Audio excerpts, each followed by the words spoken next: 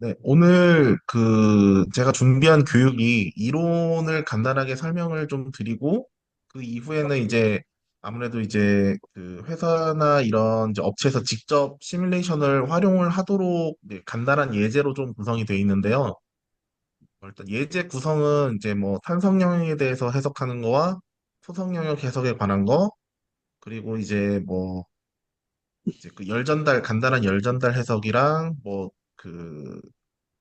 저 이제 고유진동수 같은 거를 확인하는 해석, 그리고 마지막으로 이제 마모 해석, 이렇게 5개의 예제로 제가 준비를 해드렸고요. 예제 이제 1번에서 3번 같은 경우는 그래도 간단하게 이제 하실 수 있도록 제가 준비를 했고, 이제 4번이랑 5번 같은 경우가 열전달이랑 마모 해석으로 준비를 했는데, 이제 아무래도 열전달 해석 같은 경우는 뭐좀 해석 시간이 오래 걸려서 해석하는 방법을 설명을 해드리고 마지막엔 제가 해석을 해놓은 거에 대한 결과창을 함께 보는 쪽으로 확인을 할 것 같고요.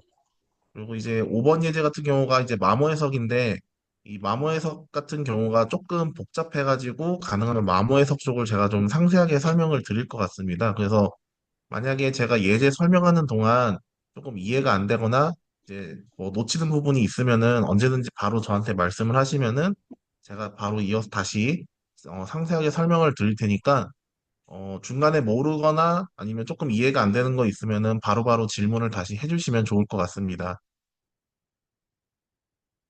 네, 일단 오늘 그 교육 시작하기 앞서서 오늘 킴스트럭처 소프트웨어 교육을 이제 하기 전에 프로그램을 어디서 다운받아야 되는지 모르시는 분들도 계실 것 같아서요. 제가 이 소프트웨어를 다운받는 위치부터 일단 설명을 먼저 드리도록 하겠습니다. 지금 제 화면을 보시면은 검색창에 디지털 실증 통합 플랫폼이라고 검색을 하시면은 화면 상단에 이제 홈페이지로 들어갈 수 있는 링크가 보이실 겁니다. 그래서 링크를 들어가시면은 여기 디지털 실증 통합 플랫폼에 이제 메인 화면이 나오게 될 거고요. 이 메인 화면 하단에 보시면은 가상공학 소프트웨어라고 돼 있는 곳도 있을 거고 상단에 소프트웨어 또 데이터베이스 다운로드라는 탭에 가시면은 소프트웨어 다운로드라는 이 밑에 하위 그룹이 있을 겁니다. 그래서 이쪽으로 들어가셔서 처음에 나오는 이 기계 분야에서 킴 스트럭처가 제일 먼저 있을 겁니다. 그래서 이 킴 스트럭처 밑에 자세히 보기를 누르시면은 자, 소프트웨어 예제 다운로드가 있을 거고 이거를 다시 누르셔서 킴 스트럭처 23 버전을 눌러서 다운을 받으시면 됩니다. 그래서 킴 스트럭처 소프트웨어 자체는 여기서 다운을 받으시면 되고요. 오늘 그 교육에 활용할 그 예제 파일이랑 교육 자료는 제가 이제 교육 시작 전에 채팅창에 제가 업로드를 드렸습니다. 그래서 혹시나 늦게 참석하셔가지고 이 교육 자료를 다운을 받으실 수가 없으신 분은 지금 얘기하시면 제가 다시 한번 업로드를 해드리도록 하겠습니다. 혹시 제가 채팅창에 올린 이 킴스트럭처 교육 자료가 안 보이시는 분은 지금 채팅창으로 말씀해 주시면은 제가 다시 한번 업로드를 해드리겠습니다. 네, 잠시만요.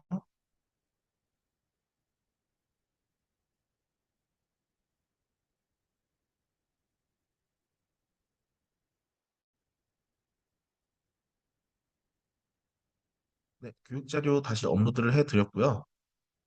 이 교육 자료 안에 모델링 파일 5개랑 그리고 오늘 교육에 사용할 이 화면에 보이시는 이 교육 자료를 PDF 파일로 제가 넣어놨습니다. 그래서 PDF 파일을 보시면서 오늘 제 교육을 따라오시면 될 것 같습니다.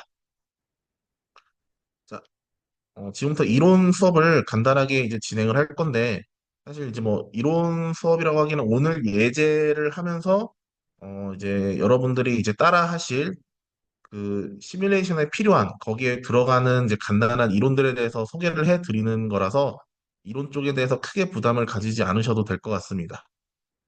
자, 일단 오늘의 교육 목표는 어, 이 킴스트럭처라는 이 구조 해석 소프트웨어는 기본적으로 유한 요소 해석이라는 방법을 이용을 해가지고 해석을 진행하는 소프트웨어고요. 그렇기 때문에 이 유한 요소 해석이라는 것이 무엇인지 그 정의를 간단하게 보실 거고 기본적인 구조 해석과 모드 해석, 열전달 해석 이론을 설명을 드릴 겁니다.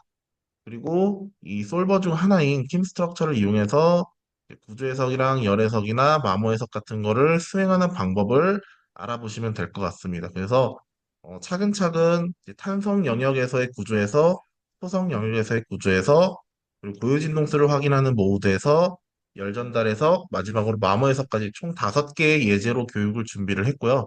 그래서 예제 풀이를 통해서 힘 스트럭처를 활용해 가지고 전반적으로 어떤 해석이 가능한지 그리고 그런 해석들을 진행하기 위해서 어떤 기능을 활용해야 되는지를 중점적으로 확인을 하시면 좋을 것 같습니다. 자, 그래서 순서는 이제 인트로덕션 부분에서 제가 이론을 간단하게 설명을 해드릴 거고, 예제는 화면에 보이시는 것처럼 탄성 영역에서의 구조에서, 토성 영역에서의 구조에서, 그리고 이제 고유진동수를 확인하는 모달 해석, 그리고 열전달 해석, 마지막으로 마모 해석, 이렇게 준비를 했습니다. 자, 일단 유한요소법을 간단하게 설명을 드리면은, 어,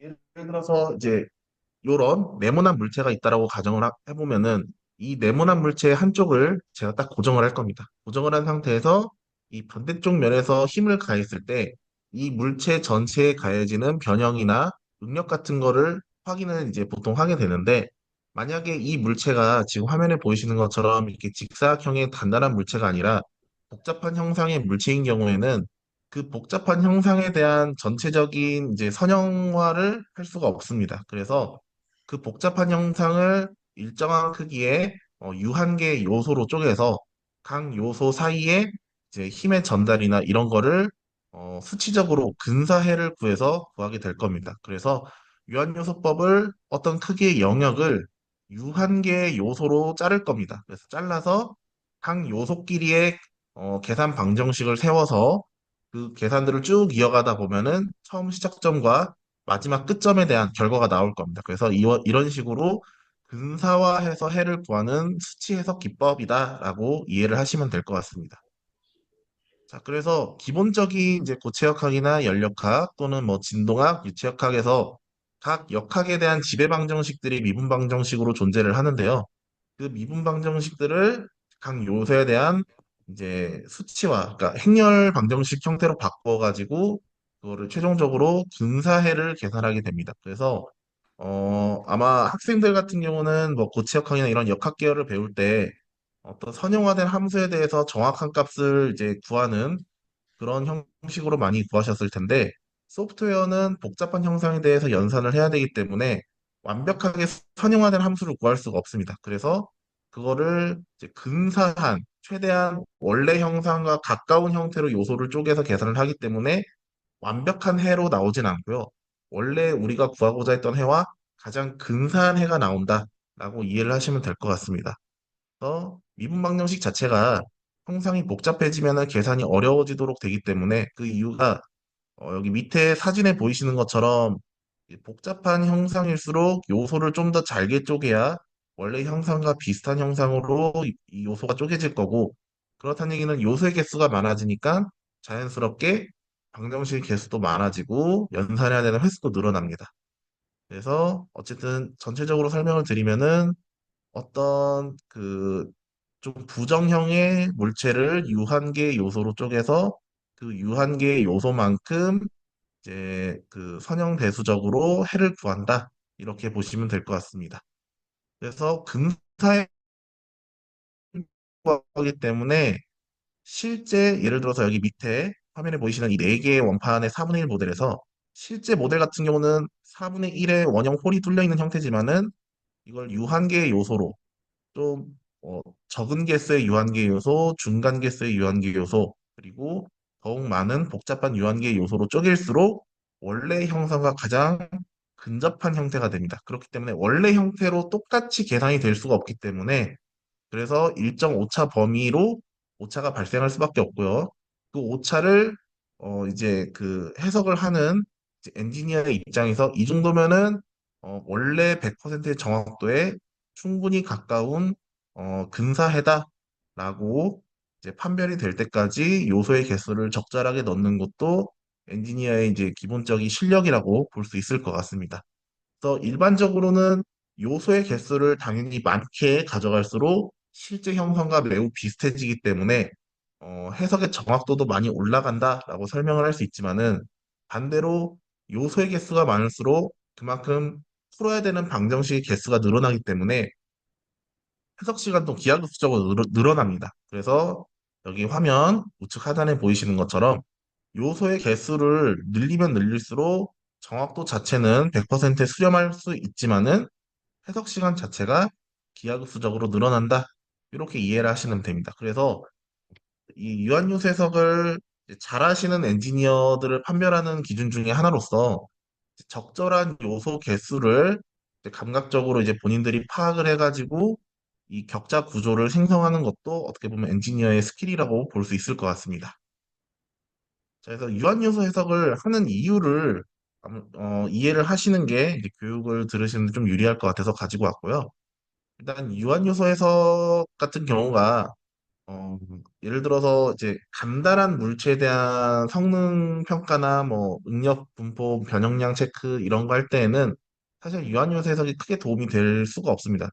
그러니까 시험 비용이랑 기자재 비용이 작을수록 유한요소 해석으로 결과를 얻는 것보다는 직접 실험해서 얻는 게 훨씬 유리할 경우가 많은데 만약에 시제품을 개발을 한다. 그리고 복잡한 제품을 개발한다 하는 경우에는 이 시제품을 제작하는데 예산을 무한정 쓸 수가 없을 겁니다. 그래서 시제품의 형상이나 뭐 하중 조건 이런 것들을 다양하게 변형하면서 최대한 많은 결과를 얻기 위해서는 유한요소 해석 같이 소프트웨어로만 해결할 수 있는 그런 방법이 오히려 더 유리하다라고 보시면 되고요.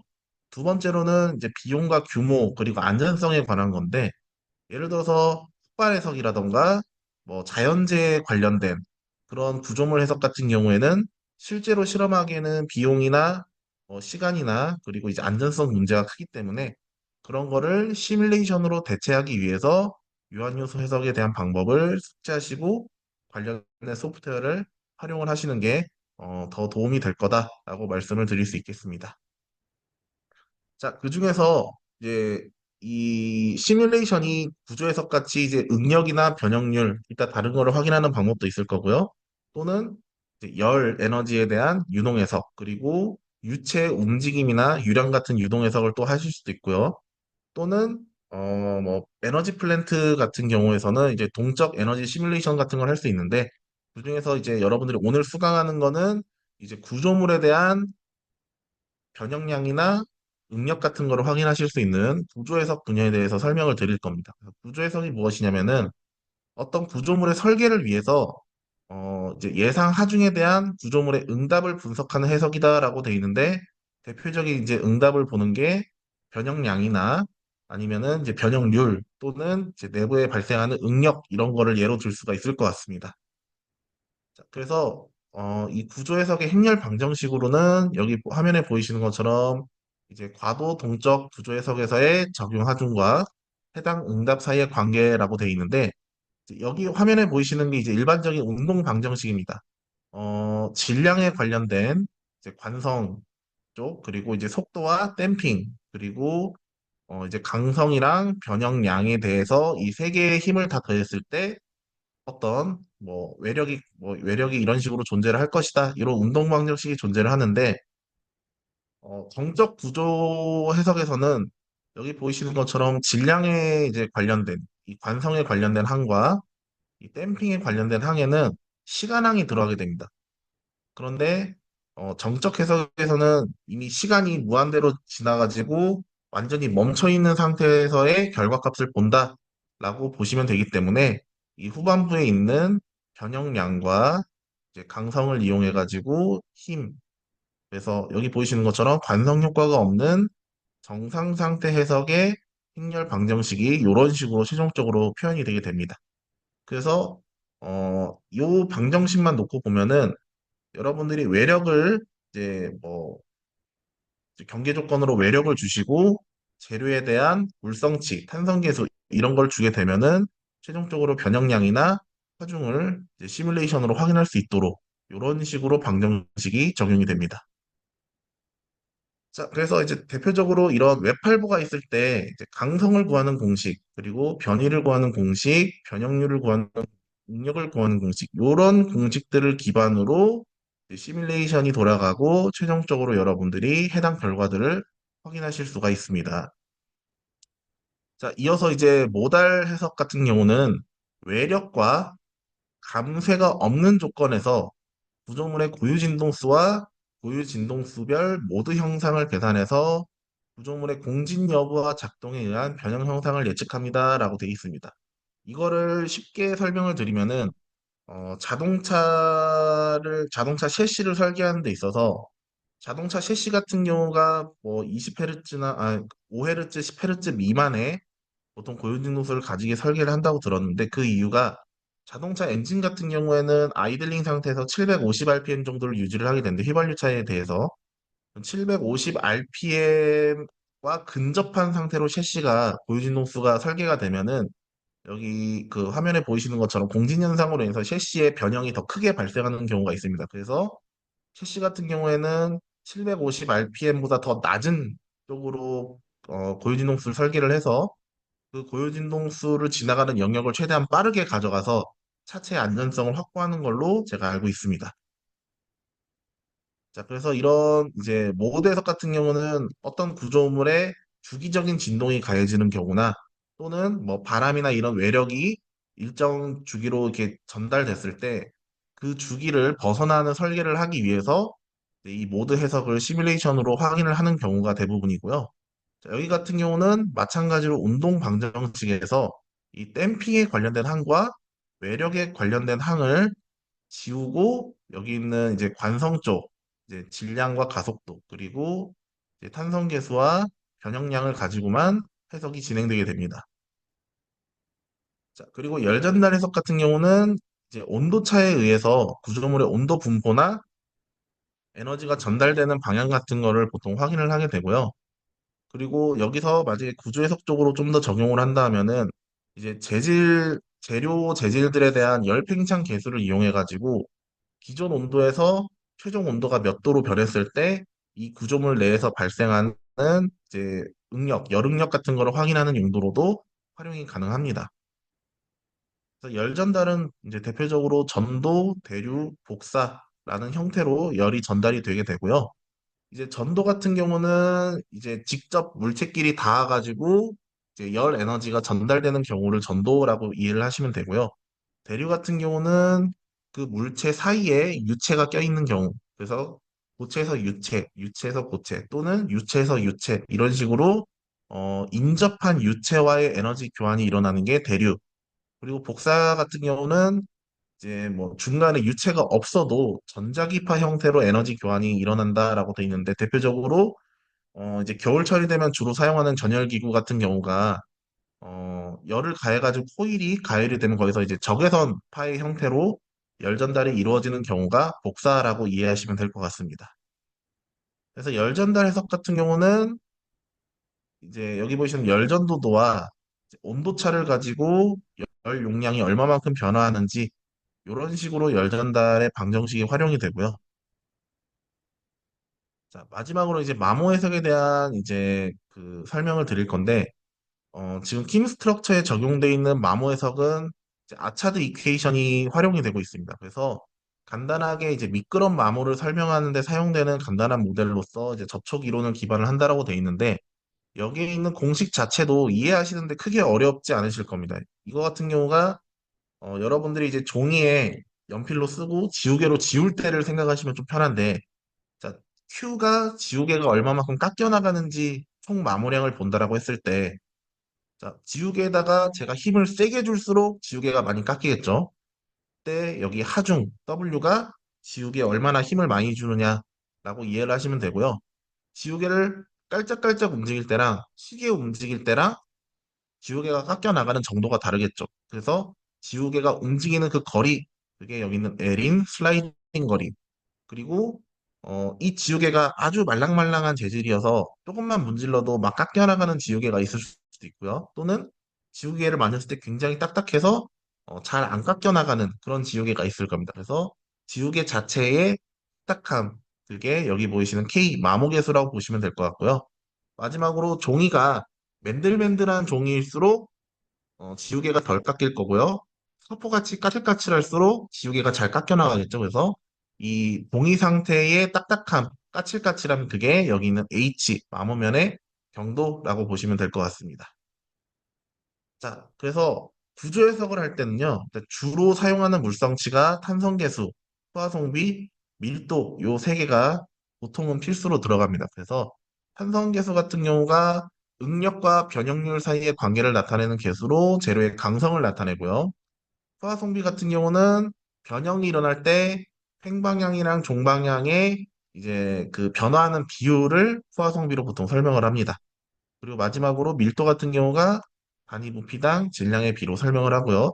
마찬가지로 열전달 해석에서도 구조 해석이랑 비슷하게 열전도율이 탄성계수의 역할을 보통 하게 됩니다. 그래서 열전도율은 열전달을 나타내는 수치라고 이해하시면 되고요. 열팽창계수가 온도 변화에 따라서 이제 얼마만큼 온도가 얼마만큼 들어오면은 얘가 얼마만큼 커지는지 그걸 나타내는 계수라고 생각을 하시면 될 것 같고요. 이제 비열이 어떤 물체를 몇 도 이상 올릴 때 에너지가 얼마만큼 필요하냐 이 정도로 이해하시면 될 것 같습니다. 자, 그래서 이제 여러분들이 이런 구조 해석 시뮬레이션 할 때 어떤 특정 재료에 대한 물성치를 입력을 해서 시뮬레이션을 진행을 하셔야 될 거예요. 근데 만약에 본인이 설계한 제품에 대한 그 부속에 대한 물성치를 모두 가지고 있으면 모르겠지만은 만약에 예를 들어서 뭐 스테인리스 304L이다. 근데 거기에 대한 물성치를 난 모르겠다. 라고 하시면은 그 물성치들을 검색해서 이제 가장 비슷한 형태의 물성치를 검색해서 활용을 하실 수가 있는데 여기 화면에 보이시는 것처럼 KS S45C의 물성을 내가 모른다. 이름만 알고 있다. 하는 경우에는 이런 식으로 물성을 검색을 해서 활용을 하실 수가 있습니다. 이거 검색할 때에는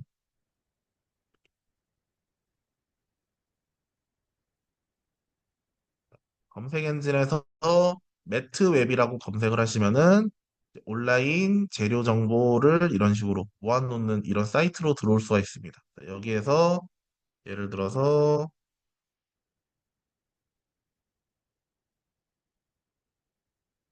검색을 만약에 스테인리스 스틸로 하겠다. 자, 스틸이라고 검색을 하시면은 여기 보이시는 것처럼 굉장히 스테인리스 스틸 또는 그냥 스틸에 들어가는 수많은 재료들을 여러분들이 확인하실 수 있고요. 여기에서 원하시는 물성치를 하나 찾아서 들어가시면은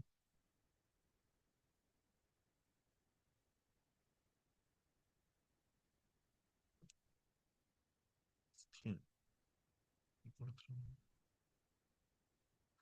자, 여기 보이시는 것처럼 뭐 AISI 1015 스틸에서 노멀라이즈 되고 925도씨에서 노멀라이즈 된 이 스틸에 대한 정보를 딱 보시면은 여기 보이시는 제일 첫 번째가 밀도 정보가 들어갑니다. 그래서 여기서 단위가 그램 퍼 cc로 되어 있는데 이거는 단위 변환기를 이용하셔가지고 시뮬레이션에 필요한 단위로 변환해서 활용을 하시면 되고요. 여기 보이시는 것처럼 이제 뭐 경도라던가 이제 항복응력 같은 항복응력 그리고 이제 최대응력 그리고 이제 파손될 때까지의 최대 변형률 그리고 단면적의 이제 감소 변화율 그리고 이제 탄성계수 그리고 벌크 모듈루스 포화성미 이런 것들을 이런 온라인으로 검색을 해가지고 시뮬레이션에 대입해서 활용을 하실 수 있다라는 것도 알고 계시면 좋을 것 같습니다. 자, 그래서 뭐 이제 응력에 대해서 간단하게 설명을 더 드리면은 이제 힘을 가했을 때 그 힘에 반해서 내부에서 이제 반대 방향으로 힘이 작용할 건데 그때 물체 내부에 발생하는 저항력의 크기라고 보시면 될 것 같습니다. 그래서 제가 물체를 어떤 물체를 이렇게 잡아당기게 되면은 잡아당기는 거에 반대되는 안으로 들어가려고 하는 힘이 반작용으로 이제 생길 거고요. 그때 요 물체 내부에서 발생하는 저항력을 응력이라고 보시면 되고요.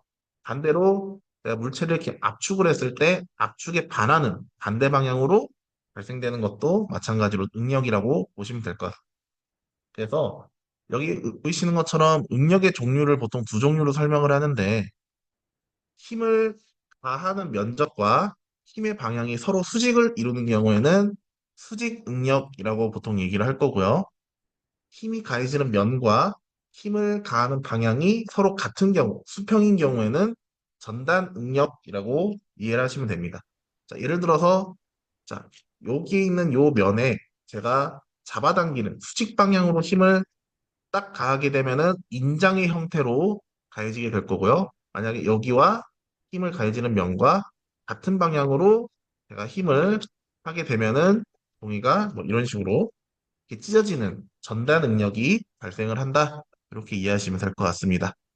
변형률은 예를 들어서 제가 잡아당겨요. 자, 수직 응력으로 잡아당기면 수직 변형률로 발생을 할 거고요. 전단 방향, 힘이 가해지는 면이랑 힘이랑 같은 방향으로 하면은 전단 변형률이 발생을 할 건데, 자, 수직 변형률은 이제 쉽게 원래 길이에서 얼마만큼 더 늘어났냐, 이렇게 보시면 되고요. 그래서 여기 수직 변형률이 아마 그 무차원 단위로 나올 겁니다. 길이와 길이로 나누기 때문에. 근데 전단 변형률 같은 경우는 조금 다릅니다. 전단 변형률은 이제 예를 들어서 이런 물체에서 제가 힘을 이쪽 방향으로 가면 얘가 이렇게 비틀어지겠죠. 그래서 비틀어지는 거에 대한 그 각으로 나타나게 됩니다. 그래서 전단 변형률은 화면에 보이시는 것처럼 각의 형태로 나타난다. 그래서 푸아송비 같은 경우가 이 수직 변형률처럼 잡아당겼습니다. 그러면은 X 방향으로는 늘어날 거고요. Y 방향으로는 수축을 할 겁니다. 그래서 축 방향 변형률이랑 횡방향 변형률의 비고요. 이때 푸아송비를 양수로 나타내기 위해서 왜 늘어나면은 한쪽은 플러스인데 반대쪽은 마이너스가 되겠죠. 그래서 이걸 해소하기 위해서 푸아송비에는 중간에 마이너스 기호가 들어가게 됩니다. 자, 그리고 탄성과 소성에 대해서 간단하게 설명을 하면은 제가 어떤 물체를 잡아당기고 나서 힘을 딱 놨습니다. 그러면은 원래 길이로 딱 돌아가는 그 영역이 탄성이라고 이해를 하시면 되고요. 제가 당겼다가 놨는데 돌아는 가되 원래 길이로 못 돌아오는 경우가 있습니다. 그거를 소성 영역이라고 보시면 되는데 어 이제 재료에다가 외력을 작용했다가 놨을 때 원래 상태로 복원하는 성질이 탄성, 그리고 외력이 제거가 됐는데도 영구 변형이 발생하면은 소성이라고 보시면 됩니다. 그래서 여기 밑에 그래프처럼 처음에 이제 이 항복점, 그러니까 이 소성 영역으로 지나가는 점보다 바로 전까지가 탄성 영역이라고 보시면 되고요. 이 소성 영역을 이 항복점을 넘어서서 파손되기 전까지가 전체적으로 소성 영역이라고 보시면 됩니다. 그래서 만약에 여기 있는 소성 영역 지점에서 외력을 딱 해제를 하면은 이때 돌아가는 기울기는 탄성 영역의 기울기를 따라가게 되고요. 최종적으로 요만큼 영구 변형이 남게 된다라고 이해를 하시면 될 것 같습니다. 자, 그리고 마지막으로 유한 요소 해석을 진행하는 과정을 간단하게 설명을 드리겠습니다. 자, 먼저 제가 어떤 해석을 진행을 할 건지를 먼저 정의를 하셔야 됩니다. 뭐 예를 들어서 하중을 가해가지고 거기에 대한 변형률을 볼 건지 아니면은 응력 분포를 볼 건지 아니면은 뭐 하중을 줄 건지 아니면 온도 변화를 줄 건지 아니면은 뭐 다른 걸 볼 건지 그래서 내가 어떤 해석을 할 건지를 먼저 결정을 하셔야 되고요. 그리고 해석을 할 때 어떤 재료의 물성치로 넣어서 해석을 할 건지를 꼭 미리 정의를 하셔야 됩니다. 그래서 어떤 구조물 해석을 하는데 뭐 거기 들어가는 재료가 뭐 스테인리스여야 되는데 알루미늄 재료를 넣어서 해석을 하면은 전혀 다른 결과가 나오겠죠. 그래서 반드시 원래 해석해야 되는 물체에 대한 제대로 된 물성치를 준비를 하셔야 되고요. 그리고 3D 형태의 모델링 파일이 꼭 필요합니다. 그래서 모델링 파일이 대표적으로 스텝 파일이라던가 IGS 파일이라던가 어떤 3D 객체 형태를 제대로 가져올 수 있는 확장자로 모델링을 만들어 놓으셔야 해석을 진행을 하실 수가 있고요. 또는 이제 격자를 미리 생성할 수 있는 소프트웨어들이 있습니다. 그래서 그런 쪽에서 격자만 불러와서 해석을 바로 진행하실 수도 있습니다. 자, 그리고 격자 모델 생성이라고 되어 있는데 말 그대로 유한 요소 해석을 해야 되기 때문에 유한 개의 요소로 쪼개는 격자 형태의 모델이 가지고 와줘야 됩니다. 그래서 유한 요소 해석을 위해서 적절한 형태의 격자 모델을 생성을 하셔야 되고요. 그리고 내가 해석을 할 때 어디에다가 하중을 줄 건지, 어디에다가 구속을 할 건지 경계 조건들에 대한 정의를 미리 사전에 그 실제 현상과 유사한 이런 정의들을 미리 하셔야 됩니다. 그래서 만약에 어떤 물체에 대해서 어떤 물체에 대해서 이런 식으로 면 단위의 힘이 작용을 하는데 해석할 때 이렇게 점 단위로 힘을 주면 전혀 다른 결과가 나오겠죠. 그래서 실제 일어나는 현상, 예상되는 현상과 비슷한 형태의 경계 조건들을 설정을 해 주셔야 됩니다. 그리고 마지막으로는 해석을 통해서 엔지니어가 보고 싶어 했던 영역에 대한 결과를 분석을 하시면 됩니다. 자, 여기까지가 이론 내용들이고요. 이론 내용을 들으시면서 혹시 궁금하신 거나 좀 이해가 안 되시는 거 있으면 지금 질문을 받도록 하겠습니다. 네, 질문 따로 없으신가요? 네, 질문 없으시면은 예제 1번을 간단하게 진행을 좀 하도록 하겠습니다. 자, 예제 같은 경우 실행하기 전에 일단 이 킴스트럭처 소프트웨어를 지금 다 다운 받으셨을지는 모르겠는데요. 자, 킴스트럭처 소프트웨어를 키시면은 화면에 보이시는 것처럼 로딩 창 이후에 이런 회색 화면, 네, 회색 화면이 나오게 됩니다. 자, 이 회색 화면이 킴스트럭처의 기본 시작 화면이고요. 이거를 프로그램을 켜놓은 상태에서 제가 올려드린 교육 자료를 같이 보도록 하겠습니다. 자, 처음에는 탄성 영역에 대한 해석을 진행을 할 건데요. 화면에 보이시는 것처럼 브라켓 형상의 바닥면을 고정을 시키고요. 이 브라켓 말단부에 마이너스 Y 방향으로 100N의 수직 하중이 걸리는 것을 구현을 했습니다. 그리고 이때 이 브라켓의 물성은 팀 스트럭처에서 기본으로 제공하는 S185 구조광으로 가정을 하겠습니다. 자, 그래서 처음에 킴 스트럭처를 불러오시면은 여기 제가 이제 이걸 한번 쭉 설명을 드리고 소프트웨어로 이어서 따라 할 건데 지금은 한번 설명을 듣는 걸로 일단 이해를 하시면 좋을 것 같아요. 자, 처음에는 단위계 설정을 먼저 할 겁니다. 그래서 파일에 New를 누르신 다음에 모델 타입이 3D인지 확인하시고 단위계가 밀리미터 톤, 세컨드, 셀시우스인지 확인을 하시고 OK를 누르시면은 모델을 불러올 수 있는 환경이 준비가 됩니다. 그래서 제가 올려드린 파일에 bracket.unv라는 메쉬 파일이 존재를 할 겁니다. 그 메쉬 파일을 불러오시면 되는데 이때 모델을 불러오시면은 쉘과 솔리드 파트가 동시에 뜨게 될 겁니다. 그래서 우리는 쉘 파트는 필요가 없기 때문에 쉘 파트는 제거를 해주시면 됩니다. 쉘 파트를 제거할 때에는 자, 여기에서 New를 눌러서 3D 밀리미터 확인하시고 그리고 파일 임포트 들어가셔서 자, bracket.unv라는 파일을 불러올 겁니다. 요거를 불러오시면은 이런 식으로 모델링이 나오게 되는데 자, 여기 FE 모델 탭에 모델, 메쉬, 파트 보시면은 두 개로 잡혀 있을 겁니다. 그래서 플러스 표시를 눌러보시면은 쉘 파트와 솔리드 파트가 있을 건데 우리는 쉘 파트가 필요가 없기 때문에 쉘 파트 우클릭하셔서 마지막에 딜리트를 누르셔도 되고요. 또는 쉘 파트 선택된 상태에서 키보드에 딜리트 키를 누르셔도 삭제가 가능합니다. 쉘 파트를 제거하시고 해석을 하신다 이렇게 보시면 되고요.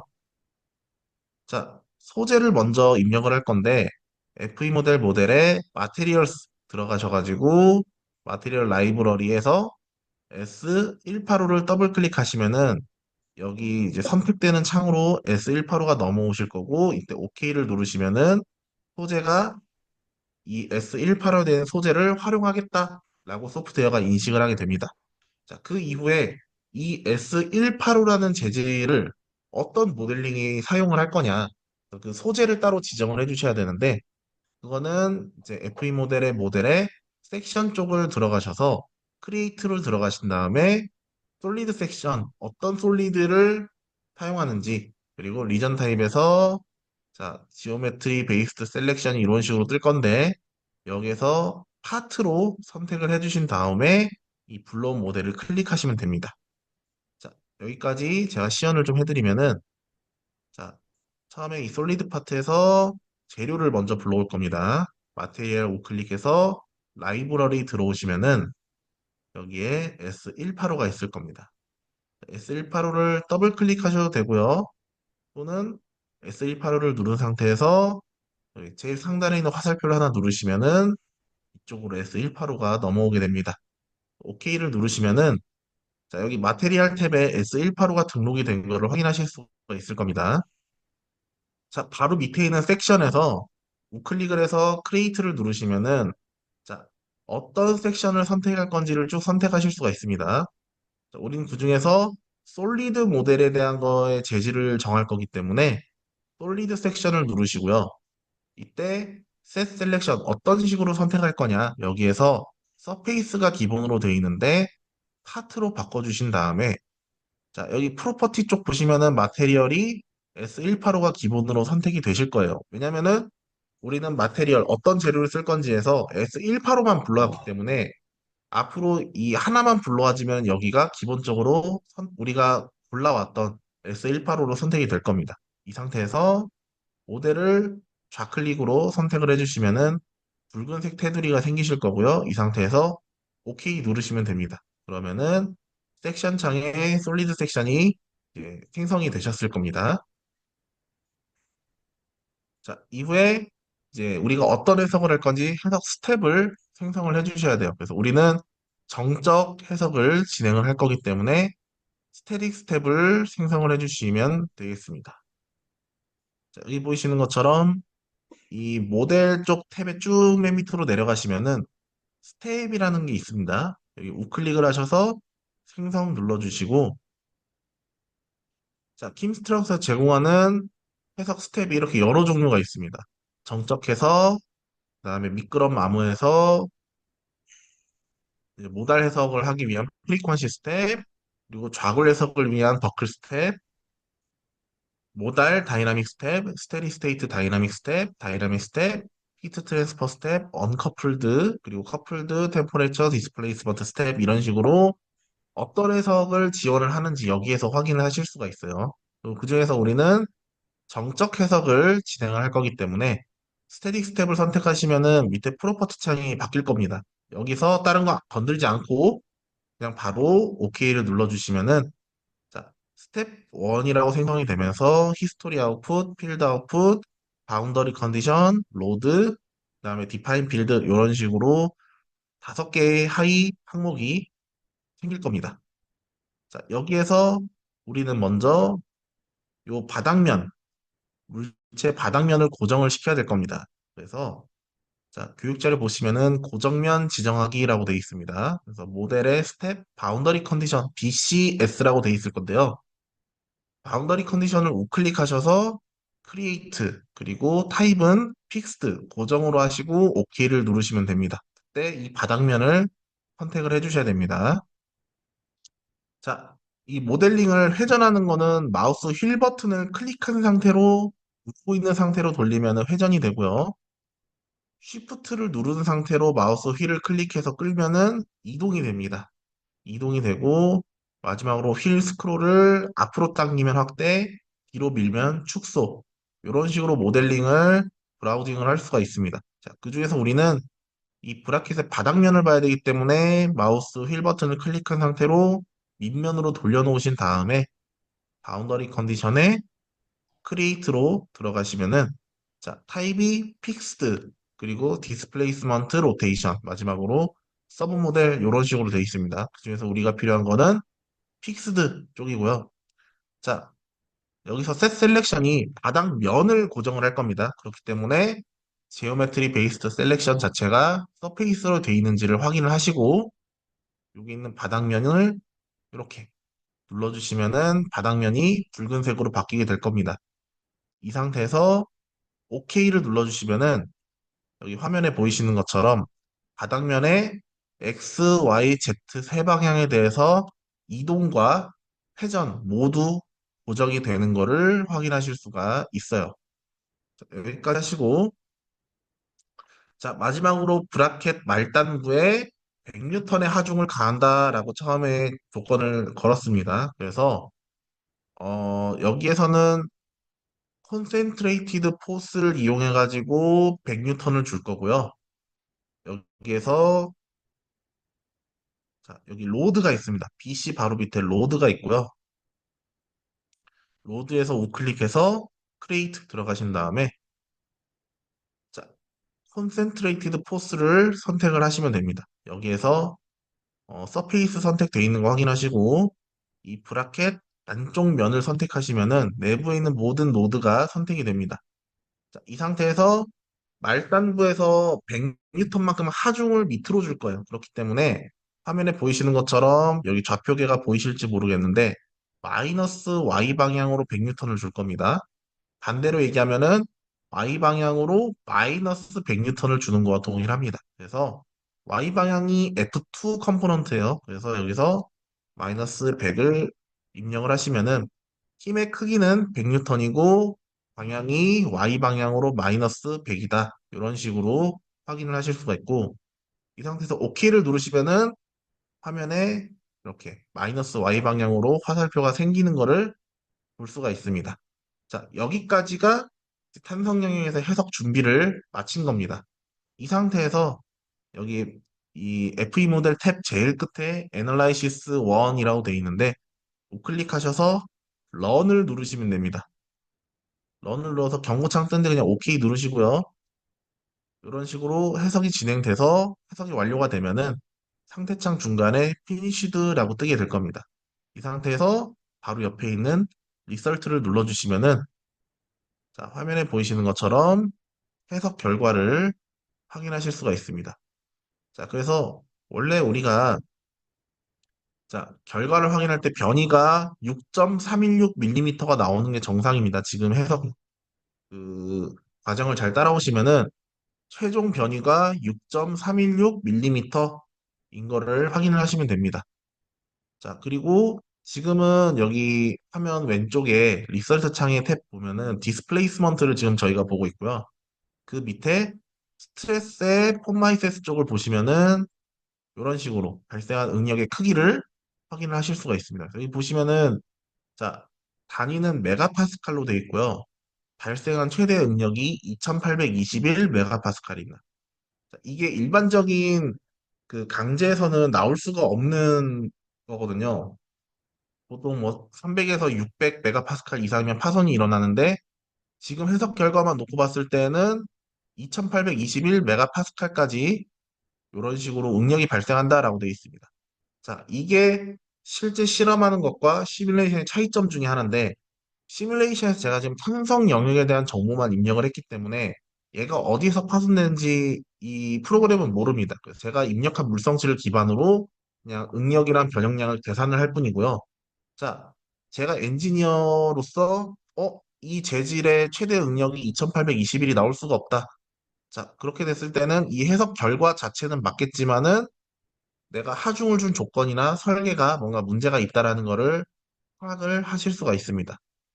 자, 일단 예제 1번은 이런 식으로 종료가 되는데, 자, 2821 메가파스칼이 나온 이유 중에 하나가 저희가 원래 하중 조건을 줄 때 콘센트레이티드 포스로 줬습니다. 이게 무슨 의미냐면은 이 콘센트레이티드 포스는 제가 선택한 노드에 요 힘을 그대로 적용을 하게 되는 거예요. 그래서 제가 노드가 이만큼 선택이 됐기 때문에 이 각 노드마다 마이너스 100N씩 들어간 거예요. 이런 식으로 하면은 이 해석이 좀 과도하게 하중이 들어간 거와 마찬가지거든요. 그래서 이 하중 조건을 서페이스 트랙션으로 바꾸실 수가 있어요.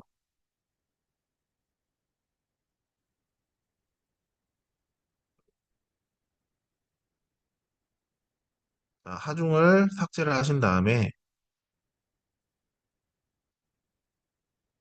자, 같은 부위에다가 서페이스 트랙션으로 만약에 하중을 줄 거다. 마이너스 100N을.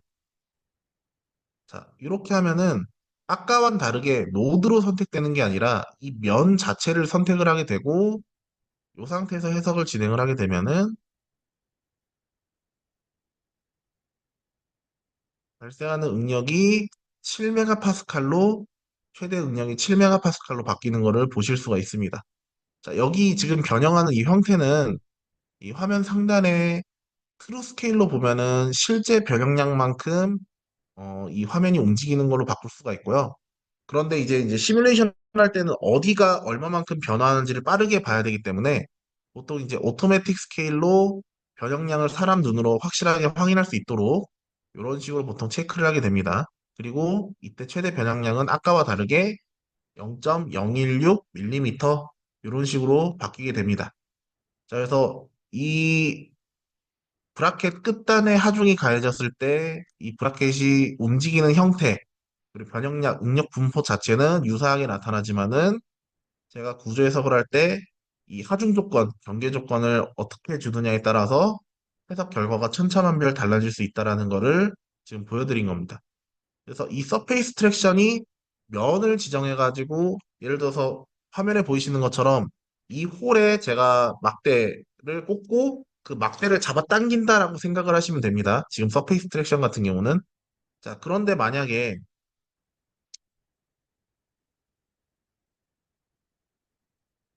자, 여기 이 원 안에 중심 지점에서 힘을 가하는 거를 해보고 싶다. 그럴 때는 나중에 설명을 드릴 거지만은 이 노드셋이라는 개념을 이용해서 요 내부 면에 대한 노드를 하나로 만들고 여기에 대한 레퍼런스 포인트를 가지고 오실 수가 있어요. 레퍼런스 포인트 같은 경우가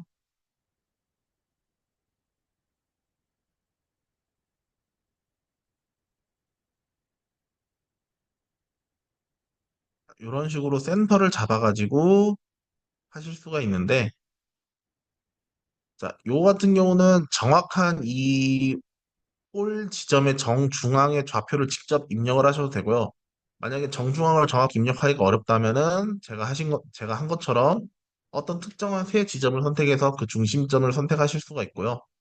또는 뭐 이 면에 대한 이 노드셋에 대한 이 무게 중심점을 선택을 하도록 설정을 하실 수도 있어요. 이런 식으로 하신 다음에 요거를 하나로 묶어 주실 수가 있습니다. 여기서 리지드 바디라고 해서 레퍼런스 포인트를 노드셋 네임으로 묶으시면은 자, 이런 식으로 세팅을 하게 되면은 요 안쪽 면을 이루는 모든 노드가 제가 어떤 특정하게 지정한 레퍼런스 포인트의 움직임에 같이 묶여서 적용이 되게 됩니다. 그래서 여기서 로드에서 콘센트레이티드 포스를 하되 이 면을 선택하는 게 아니라 레퍼런스 포인트 한 점에다가만 선택해서 100뉴턴을 주게 되면은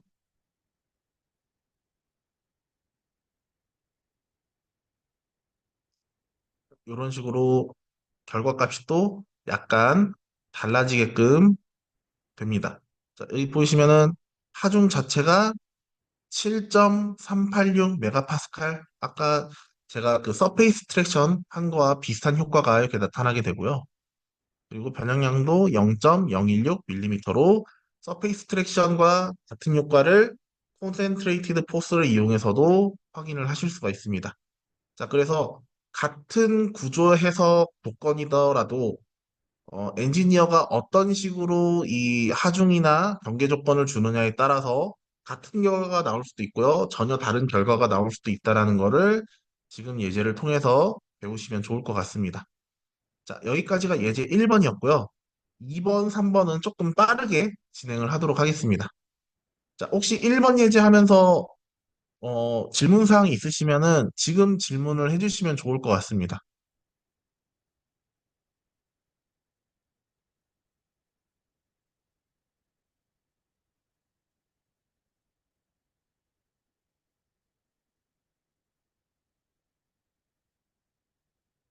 네, 질문이 없는 것 같아서 지금 바로 그럼 진행을 하도록 하겠습니다. 자, 이번 예제부터는 제가 세팅하는 거를 빠르게 설명을 해드리고 바로 이제 그 소프트웨어를 활용해가지고 어떤 식으로 세팅을 하는지를 전체적으로 그냥 이론 이거 예제 설명 한번 실습으로 바로 한번 이런 식으로 설명을 드리겠습니다. 자, 이번에는 소성 영역에 대한 구조 해석을 진행을 할 건데요. 자, 간단한 형태의 인장 시편 모델링을 가지고 말단부에서 이번에는 힘을 주는 게 아니라 이 물체를 내가 얼마만큼 변형을 했을 때 내부 응력이 어떤 식으로 변화하는지 이런 식으로 구조 해석을 활용할 수가 있습니다. 그래서 말단부에 10mm의 수직 변이가 걸렸을 때 요 인장 시편의 응력이랑 소성 변형률을 확인을 할 겁니다.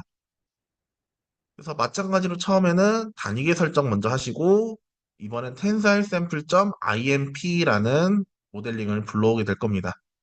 자, 그래서 이번에는 처음 했던 것처럼 S185가 아니라 S235라는 재질을 불러오게 될 거고요.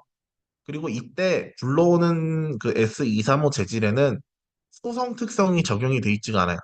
플라스티시티가 적용이 돼 있지가 않기 때문에 소성 영역에 대한 특성을 이 S235의 물성치에 추가를 해줄 겁니다. 그래서 소성 변형률이 없을 때, 그러니까 항복 응력이 235 메가파스칼, 그리고 소성 변형이 0.2, 20% 이상 소성 변형이 일어났을 때 발생하는 응력이 400이다. 이런 식으로 지정을 해줄 겁니다. 이렇게 소성 특성을 추가를 해주신 다음에 자, 마찬가지로 이 시편의 소재를 지정을 해주실 거고요. 이번에도 스텝 들어가서 스태틱 스텝에 적용을 할 겁니다. 그리고 인장 시편이 양쪽으로 당기는 게 아니라 한쪽은 고정된 상태에서 위로 이렇게 잡아 당기는 거를 구현할 거기 때문에 이 바닥면 한쪽은 고정을 할 거고요. 반대편 윗면은 10mm만큼 쭉 당기는 걸로 구현을 할 겁니다. 자, 그래서 자, 이번에는 소성 변형률을 별도로 봐야 되기 때문에 자, 엘리먼트 쪽에 관련된 아웃풋을 필드 아웃풋을 하나 새로 만들 겁니다. 그래서 자, 소성 변형률을 선택을 해서 필드 아웃풋으로 빼낼 겁니다. 그리고 해석을 하면은 자, 이런 식으로 10mm만큼 이렇게 쭉 당겼을 때 이런 식으로 변형이 되는 거를 확인하실 수가 있을 겁니다. 자, 지금부터는 소프트웨어로 직접 하는 방법을 설명을 드릴게요. 자, 이전에 했던 이 결과는 파일 뉴를 통해서 바로 초기화를 시키실 수가 있습니다. 초기화하시고 3D 밀리미터 확인하신 다음에 OK 들어가시고 자, 마찬가지로 임포트로 들어가시면은 여기 tensile sample.imp라는 파일이 있을 겁니다. 요거를 이렇게 불러와 주시면은 자, 화면에 이렇게 직사각 형태 조그만한 게 이렇게 보이실 건데 이렇게 회전을 하시면은 인장시편의 형태가 나타나게 될 겁니다. 자, 제일 처음에 해야 되는 거는 일단 파트가 불러갔을 때 솔리드 파트 하나가 있는지를 체크를 먼저 하시고요. 그리고 자, 재질, 마테리얼 들어가서 마테리얼 라이브러리 들어오시면은 우리가 처음 했던 S185 밑에 S235라는 물성치가 존재를 할 겁니다. 얘를 이쪽으로 불러오셔서 OK 누르시면은 자, 여기 S235라는 물성치가 등장을 하게 됩니다. 자, 이때 S235를 우클릭해서 에디트를 들어가시면은 자, 여기 보이시는 것처럼 S235의 물성치가 밀도 그리고 탄성 여기 보이시는 것처럼 탄성 계수와 소화성비가 입력이 돼 있을 거고요. 자, 여기 열팽창 계수, 열전도도, 기열 이런 정보들이 입력이 돼 있을 겁니다. 근데 여기에 탄성이 없, 그러니까 소성 영역에 대한 데이터가 없죠. 자, 소성 영역은 여기 마테리얼 모델의 어베일러블 쪽에 보시면은 플라스틱 시티에 플라스틱이라고 있습니다. 이 플라스틱을 셀렉티드 쪽으로 넘겨주시면은 자, 이런 식으로 데이터 포인트의 테이블로 입력하도록 이렇게 창이 하나가 생길 겁니다. 이 플라스틱 쪽으로 넘어오시면은 처음에 235 메가파스칼일 때는 소성 변형률이 0이고요. 400 메가파스칼일 때가 소성 변형률이 0.2라고 되어 있습니다. 자, 여기 보시면은 여기 235일 때는 0, 그리고 400일 때는 0.2. 요거를 테이블에 그대로 입력을 해주시면 됩니다. 이런 식으로. 여기서 OK 누르시면은 우리가 이번 해석에 사용할 S235 물성치에 소성 관련 데이터가 같이 포함이 되는 겁니다. 자, 이 상태에서 마찬가지로 섹션 들어가셔서 솔리드 섹션 파트로 눌러주신 다음에 S235 선택되어 있는지 확인하시고 모델을 선택을 해주시면은 이렇게 솔리드 섹션에 S235 물성치가 그대로 적용이 되는 거고요. 이어서 스텝 들어가서 스태틱 스텝 그리고 그래서 나머지 건들지 마시고 OK 누르시면은 이렇게 뜰 텐데 여기에서 먼저 자, 여기 Z 플러스 방향의 바닥면을 먼저 고정을 시킬 겁니다. 화면에 보이시는 것처럼 자, Z 방향 플러스 쪽 요 면을 저희는 고정을 할 거고요. 이런 식으로 바닥면만 선택하시면은 요 Z 플러스 쪽이 완전 구성이 될 거고요.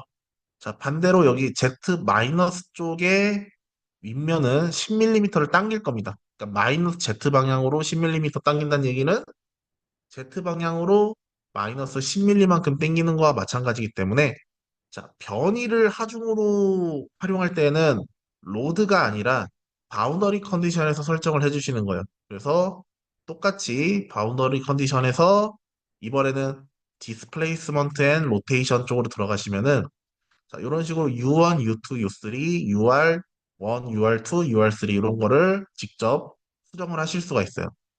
자, 여기에서 마찬가지로 여기 Z 마이너스 방향의 면을 선택을 하시고요. 자, 다른 곳은 안 건듭니다. Z 방향만 움직일 거기 때문에 U3의 코모 박스를 누르시면은 자, 구속을 안 한다. 그리고 고정한다. 그리고 0mm 이렇게 돼 있습니다. 그래서 우리 수치를 입력을 해야 되기 때문에 0mm를 선택하시면은 직접 수치를 입력하실 수가 있어요. 자, 마이너스 Z 방향으로 할 거기 때문에 마이너스 10으로 입력을 해주시면 됩니다. 마이너스 10 입력하시고 OK 누르시면은 이렇게 마이너스 Z 방향으로 화살표가 하나 생기게 될 겁니다. 자, 이번에는 소성 변형률을 꺼내서 봐야 돼요.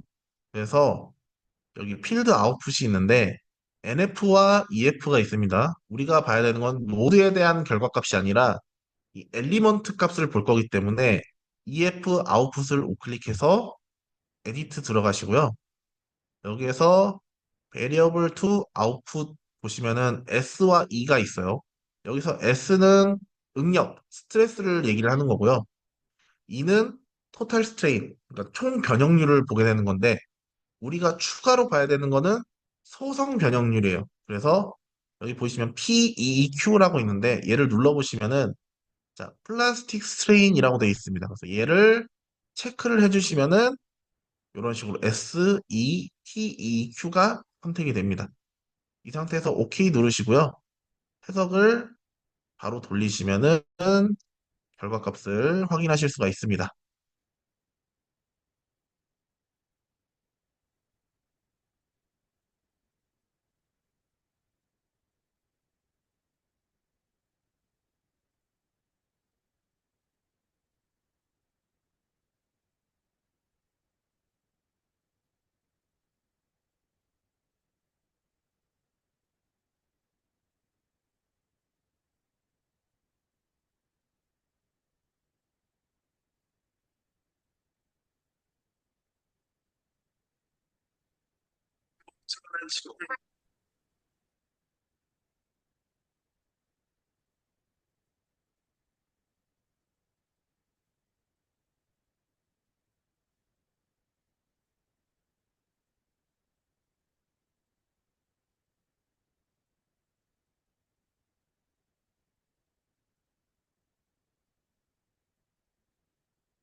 자, 해석 결과를 보시면은 자, 이런 식으로 이렇게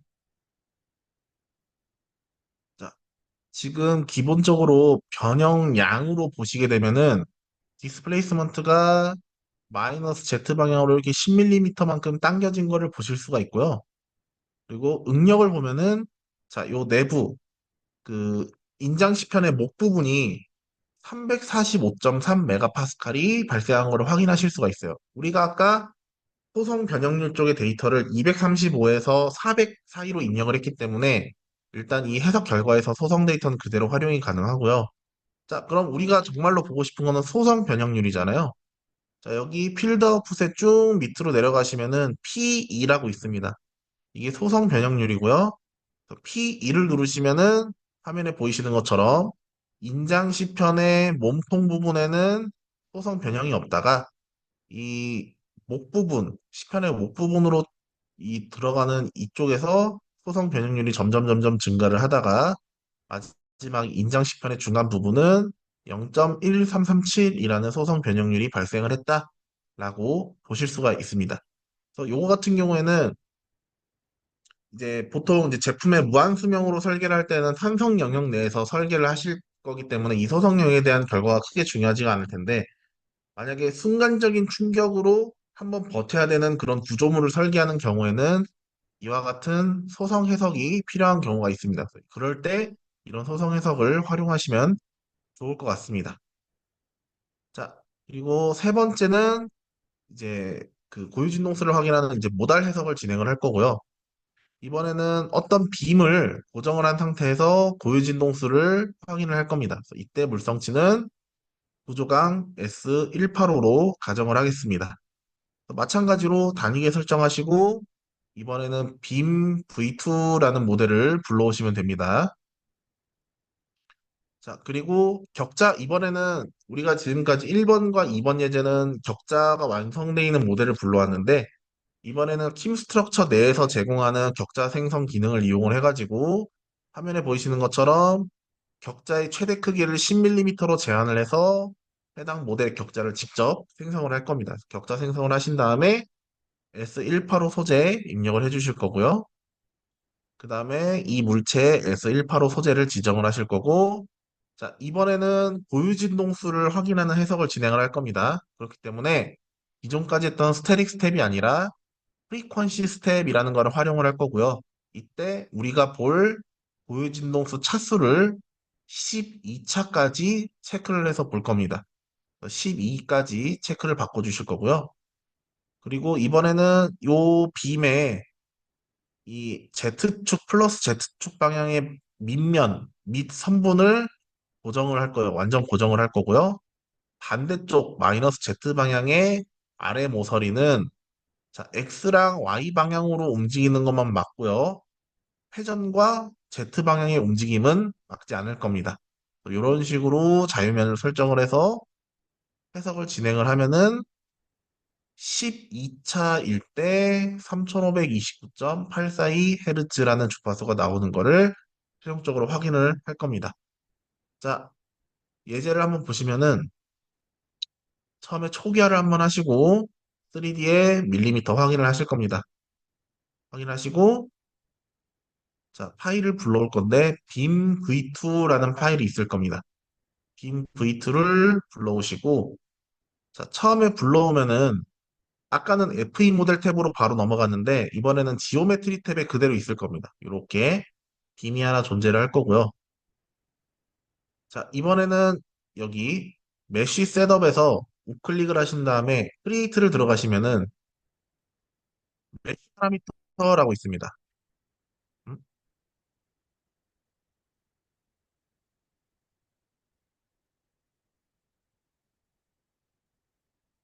잠시만요. 지금 오류가 떠서 제가 다시 보여드릴게요.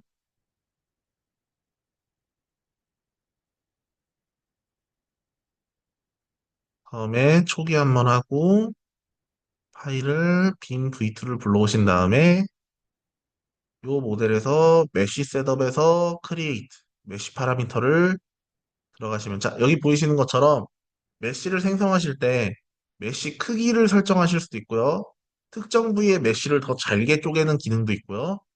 또는 이제 Gmesh라는 다른 소프트웨어를 이용해 가지고 생성한 쉘 모델에 대한 메쉬를 생성할 수도 있고 쉘 메쉬의 두께를 지정하실 수도 있고요. 그리고 Gmesh의 이제 그 이제 테트라 기능을 활용하실 수도 있고 트랜스파이나이트 기능도 있고요. 그리고 이제 어떤 돌출 형태, 익스트루드 형태의 모델에 대한 전용 메쉬도 생성을 하실 수도 있고 회전하는 형태, 뭐 예를 들어서 뭐 팽이라던가 아니면 뭐 원반이라던가 그런 형태의 메쉬를 이쁘게 생성할 수 있는 리볼브 메쉬까지 여러 가지의 메쉬 기능들을 제공을 하는데 지금 예제에서는 메쉬 파라미터에서 자, 여기 지오메트리 셀렉트를 파트로 바꿔주시고요. 먼저 클릭을 주면은 자동으로 최대 엘리멘트 사이즈가 40으로 설정되어 있을 겁니다. 요거를 우리는 10으로 바꿔줄 겁니다. 더 잘게 쪼개도록.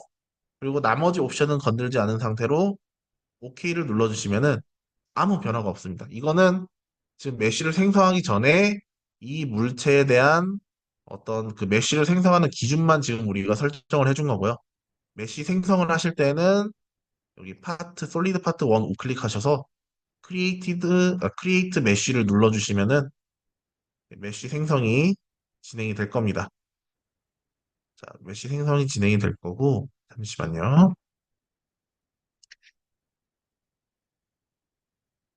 자, 메쉬 생성이 완성이 되면은 여기 화면에 보이시는 것처럼 이렇게 빔 형태의 물체의 메쉬가 이런 식으로 생성이 되는 것을 확인하실 수가 있습니다. 자, 그 다음에 여기 마테리얼 클릭하셔서 마테리얼 라이브러리 들어오신 다음에 자, 이번에 우리가 할 거는 자, S185로 가정을 할 겁니다. S185. S185를 그대로 불러와 주시면 되고요. 이어서 바로 섹션 창에서 이 S185를 선택을 해주시면 됩니다. 마찬가지로 파트로 바꿔주시고 S185 확인하시고 클릭해 주시면 되겠습니다. 자, 바로 스텝 단에 들어가서요. 크레이트 들어갔을 때 이번에는 프리퀀시 스텝으로 들어가셔가지고 여기 보시면은 넘버 오브 프리퀀시가 기본 설정이 10으로 되어 있습니다. 이거는 1차 고유진동수에서 10차 고유진동수까지 보겠다라는 얘기인데 우리는 이번 예제에서 12차까지 볼 거기 때문에 12로 바꿔주시면 됩니다.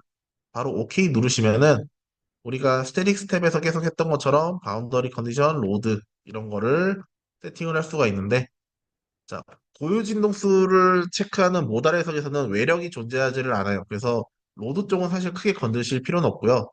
고유진동수 똑같은 형태의 물체라도 고정되는 위치에 따라서 고유진동수가 조금씩 달라질 수는 있어요. 그래서 여러분들이 만약에 어떤 부품 설계 같은 걸 해서 고유진동수 체크를 하실 때 다른 부품들이랑 연결되는 위치들을 잘 파악을 하셔가지고 구속 조건을 잘 지정을 해주셔야 됩니다. 자, 일단 첫 번째로 픽스 조건은 여기 Z 플러스 방향의 아래 모서리만 선택을 하시면 되겠고요. 여기 아래 모서리만. 자, 반대는 여기 디스플레이스먼트 누르신 다음에 요 마이너스 Z 방향의 아래 모서리만 선택을 하신 다음에 X랑 Y 방향의 움직임만 막을 겁니다. 그래서 U1을 픽스드, U2를 픽스드로만 바꿔주시고 나머지는 그대로 냅두신 상태에서 OK 누르시면은 자, 아까랑 다르게 X랑 Y 방향에 대한 화살표만 이렇게 생성이 되게 됩니다. 이게 완전 구속과 일부 구속 이 아이콘이 다르다는 거를 알아두시면 좋을 것 같습니다. 그래서 여기까지 하신 다음에 바로 해석을 돌려보시면은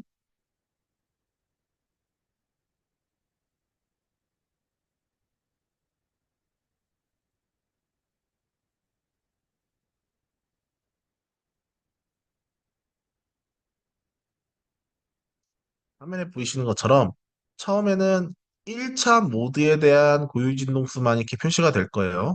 그런데 요 결과창 우측 맨 위에 보시면은 인크레멘트에서 1,1이라고 되어 있을 겁니다. 이 코문 박스를 눌러보시면은 1부터 12까지 이렇게 쭉 나와 있을 겁니다. 자, 이게 무슨 의미냐면은 스텝 1에 대한 해석이라는 게 먼저 있는 1이라는 숫자고요. 뒤에 있는 1부터 12는 우리가 아까 넘버 오브 프리퀀시에서 1에서 12까지 하도록 12를 입력을 했잖아요. 그래서 1부터 1차 모드부터 12차 모드까지 1번 스텝에서 해석을 했다라는 의미로 보시면 될 것 같습니다. 그래서 12차 딱 눌러보시면은 화면에 보이시는 것처럼 12차 모드는 3529.842다. 우리가 아까 여기 결과창에 3529.842 이런 식으로 해석이 잘 진행됐다는 것을 확인하실 수가 있습니다. 자, 여기서 만약에 자, 이게 무슨 의미인지 궁금하실 거예요. 자, 1차 모드 같은 경우는 180Hz 정도가 나왔는데 자, 변형하는 방향을 보시면 Y 방향으로 변형을 많이 했습니다. 그리고 2차 모드 같은 경우에는 이런 식으로 X 방향으로 변형이 많이 일어났고요. 그리고 3차 모드 같은 경우는 마찬가지로 Y 방향에서 앞뒤가 크게 변형이 일어났습니다. 그리고 4차 모드 같은 경우는 X 방향으로 앞뒤가 많은 변형이 일어났고요. 자, 5차 모드 같은 경우도 이 Y 방향에 대해서 변형이 일어나면서 Z 방향으로의 수축도 이런 식으로 보이게 됩니다. 그리고 6차 같은 경우는 자, 좀 복합적으로 지금 나와 있는데 자, 이렇게 위에서 Y XZ 방향 쪽으로 보면은 이렇게 X 방향으로 움직임도 있고요. 그리고 이렇게 보시면은 Y 방향으로의 움직임도 있고요. 이런 식으로 비틀리는 형태의 움직임이 나타나는 걸 보실 수가 있고, 마찬가지로 7차, 8차, 9차, 10차, 11차, 12차 같이 각 그 고유 진동수의 모드 차수에 따라서 이 물체가 움직이는 그 고유 형태가 다릅니다. 그래서 어떤 식으로 움직임이 났을 때 더 중요한 건지는 사실 이 저차수에 있는 이 고유 모드가 사실 제일 중요하고요. 그만큼 가장 이제 그 뭐라고 하죠? 빨리 접할 수 있는 그런 진동수이기 때문에 보통 저차 모드 1, 2, 3차 모드를 보통 중요하게 보는데, 그거 외에도 이제 각 진동수가 발생을 했을 때 고유 진동수의 이제 중첩되는 그런 진동이 만약에 발생을 했다라고 하면은 이때 발생하는 이 최대 변이량, 보시면 지금 대부분 11mm, 12mm 이런 식으로 쭉 나오는데, 자, 여기 보이시는 것처럼 6차일 때는 17mm만큼 이런 비틀리는 움직임이 나타났을 때 구조물이 더 위험할 수도 있고요. 또는 18mm, 9차 모드에서는 18mm의 변형량이 나오기도 하고요. 그리고 11차에서도 19mm, 12차에서는 18.85mm니까 사실 가장 많이 변화하는 거는, 자, 11차 모드의 2977Hz가 물체에 이제 가진이 되면 위험하다, 가장 위험하다, 이렇게 보실 수도 있고요. 그러니까 변형량으로 위험량을 체크하실 수도 있고요. 또는 흔하게 접하는 낮은 주파수 영역대가 위험하다라고 판단하실 수도 있어요. 그래서 여러분들이 이 고유진동수 해석을 하실 때에는 같은 결과값에 대한 결과를 엔지니어들이 받아도 어떤 게 더 위험한지 판단하는 거는 엔지니어가 선택한 기준 또는 설계 기준에 맞춰가지고 해석 결과를 활용하시면 좋을 것 같습니다. 자, 여기까지가 예제 2, 3번을 쉬지 않고 연달아서 했는데, 혹시 여기까지는 아마 크게 질문이 없으실 것 같아요. 사실 여기 4번부터가 조금 어려워가지고, 그래도, 여기 질문. 빔 V2 스텝 파일이 열리지가 않나요?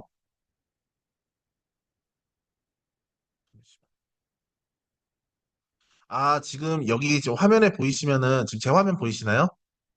여기서, 여기 파일 경로에 한글이 들어가 있으면은 이 프로그램이 인식을 잘 못해요. 그래서 웬만하면은 한글 경로가 없는 형태로, 예를 들어 저 같은 경우는 지금 경로가 C 드라이브에서 팀 폴더 안에 여기 베이직 튜토리얼 그리고 이그젬플 모델 이런 식으로 전부 영어 경로로 되어 있습니다. 웬만하면은 불러오는 파일이든 저장하는 세이브 파일이든 영어 경로로만 이루어져 있는 폴더명을 만들어 주시는 게 제일 좋아요. 그래서 C 드라이브 안에 영문 폴더를 만들어 주시고 그 영문 폴더 안에 영어로 된 파일들을 넣어 주시는 게 이런 오류가 발생하는 걸 좀 막을 수가 있습니다. 지금 보시면은 이 문자를 제대로 인식을 못해서 생기는 것 같은데, 이거는 제가 나중에 개발하시는 분한테 얘기를 해서 이 문제를 좀 해결할 수 있도록 제가 좀 건의를 드리도록 하겠습니다. 이게 한글 경로가 있으면 안 돼요. 지금 버전에서는 영문 경로로 바꾸시면 아마 문제가 없으실 겁니다. 요거 예제 1, 2, 3번은 사실 여러분들이 제가 드린 교육 자료를 가지고 충분히 혼자서 실습 가능할 정도로 제가 좀 상세하게 써놨고요. 혹시나 그 이제 뭐 하다가 좀 예제를 이 교육 자료를 보고 따라하다가 막히는 게 있으면 나중에 제가 강의 마지막에 제 연락처를 남겨드릴 테니까 제 연락처로 따로 연락을 메일 주시거나 뭐 이런 문제점이 있어서 이게 예제를 따라하기가 어렵다 하면은 제가 바로 이제 기술 지원을 해드릴 거니까, 예제를 일단 오늘은 제가 예제 보여드리고 따라하는 걸 먼저 목표로 하시고, 일단 여기 한글명 있으면 안 돼요. 경로에 이 한글 경로로 있으면 안 됩니다. 그래서 이것만 수정하시면 아마 빈 V2 스텝 파일이 열리실 것 같아요. 네, 한글 경로가 있으면 안 됩니다. 일단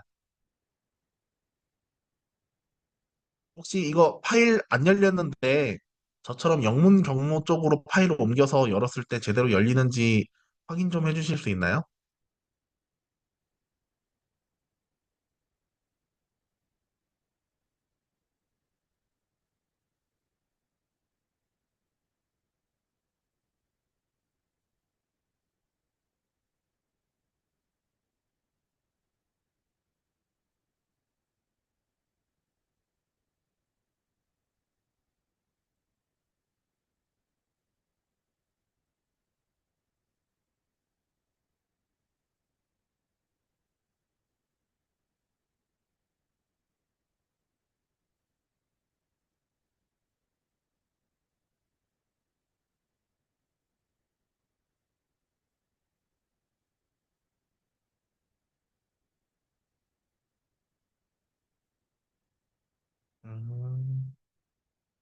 그러면 제가 지금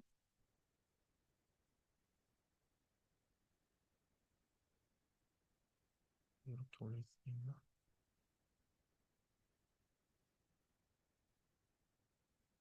제가 지금 이거 빔 V2 파일을 채팅창에 다시 올려드렸는데 요거 한번 다운받아서 파일이 안 보인다.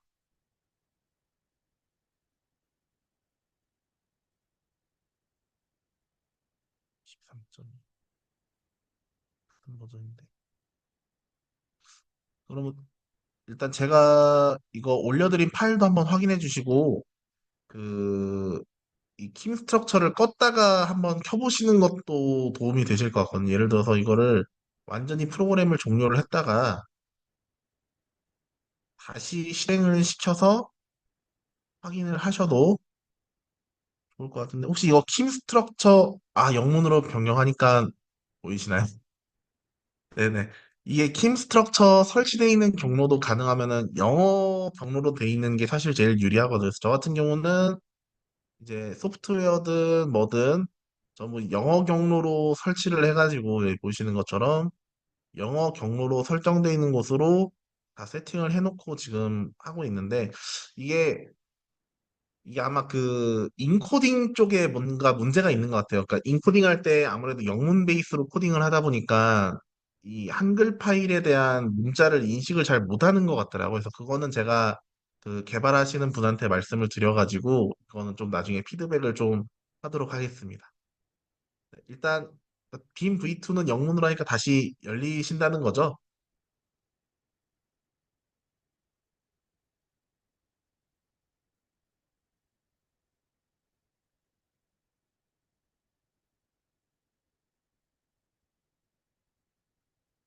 네네네. 프로그램 위치도 가능하면은 영문 쪽으로 해주시는 게 오류 같은 거를 막는 거에는 사실 가장 좋다고 저는 생각을 하거든요.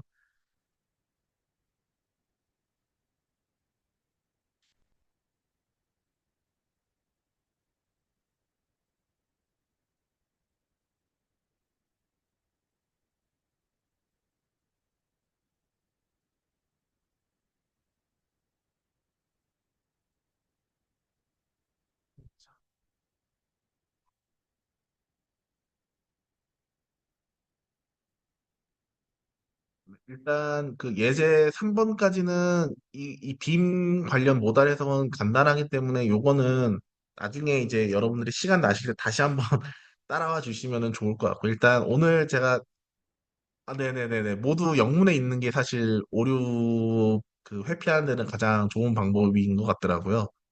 일단 프로그램도 영문 경로에 설치를 해주시고 불러오는 파일도 영문 경로에서 불러오시도록 오류가 있으신 분은 그렇게 세팅을 바꿔주시면 될 것 같습니다.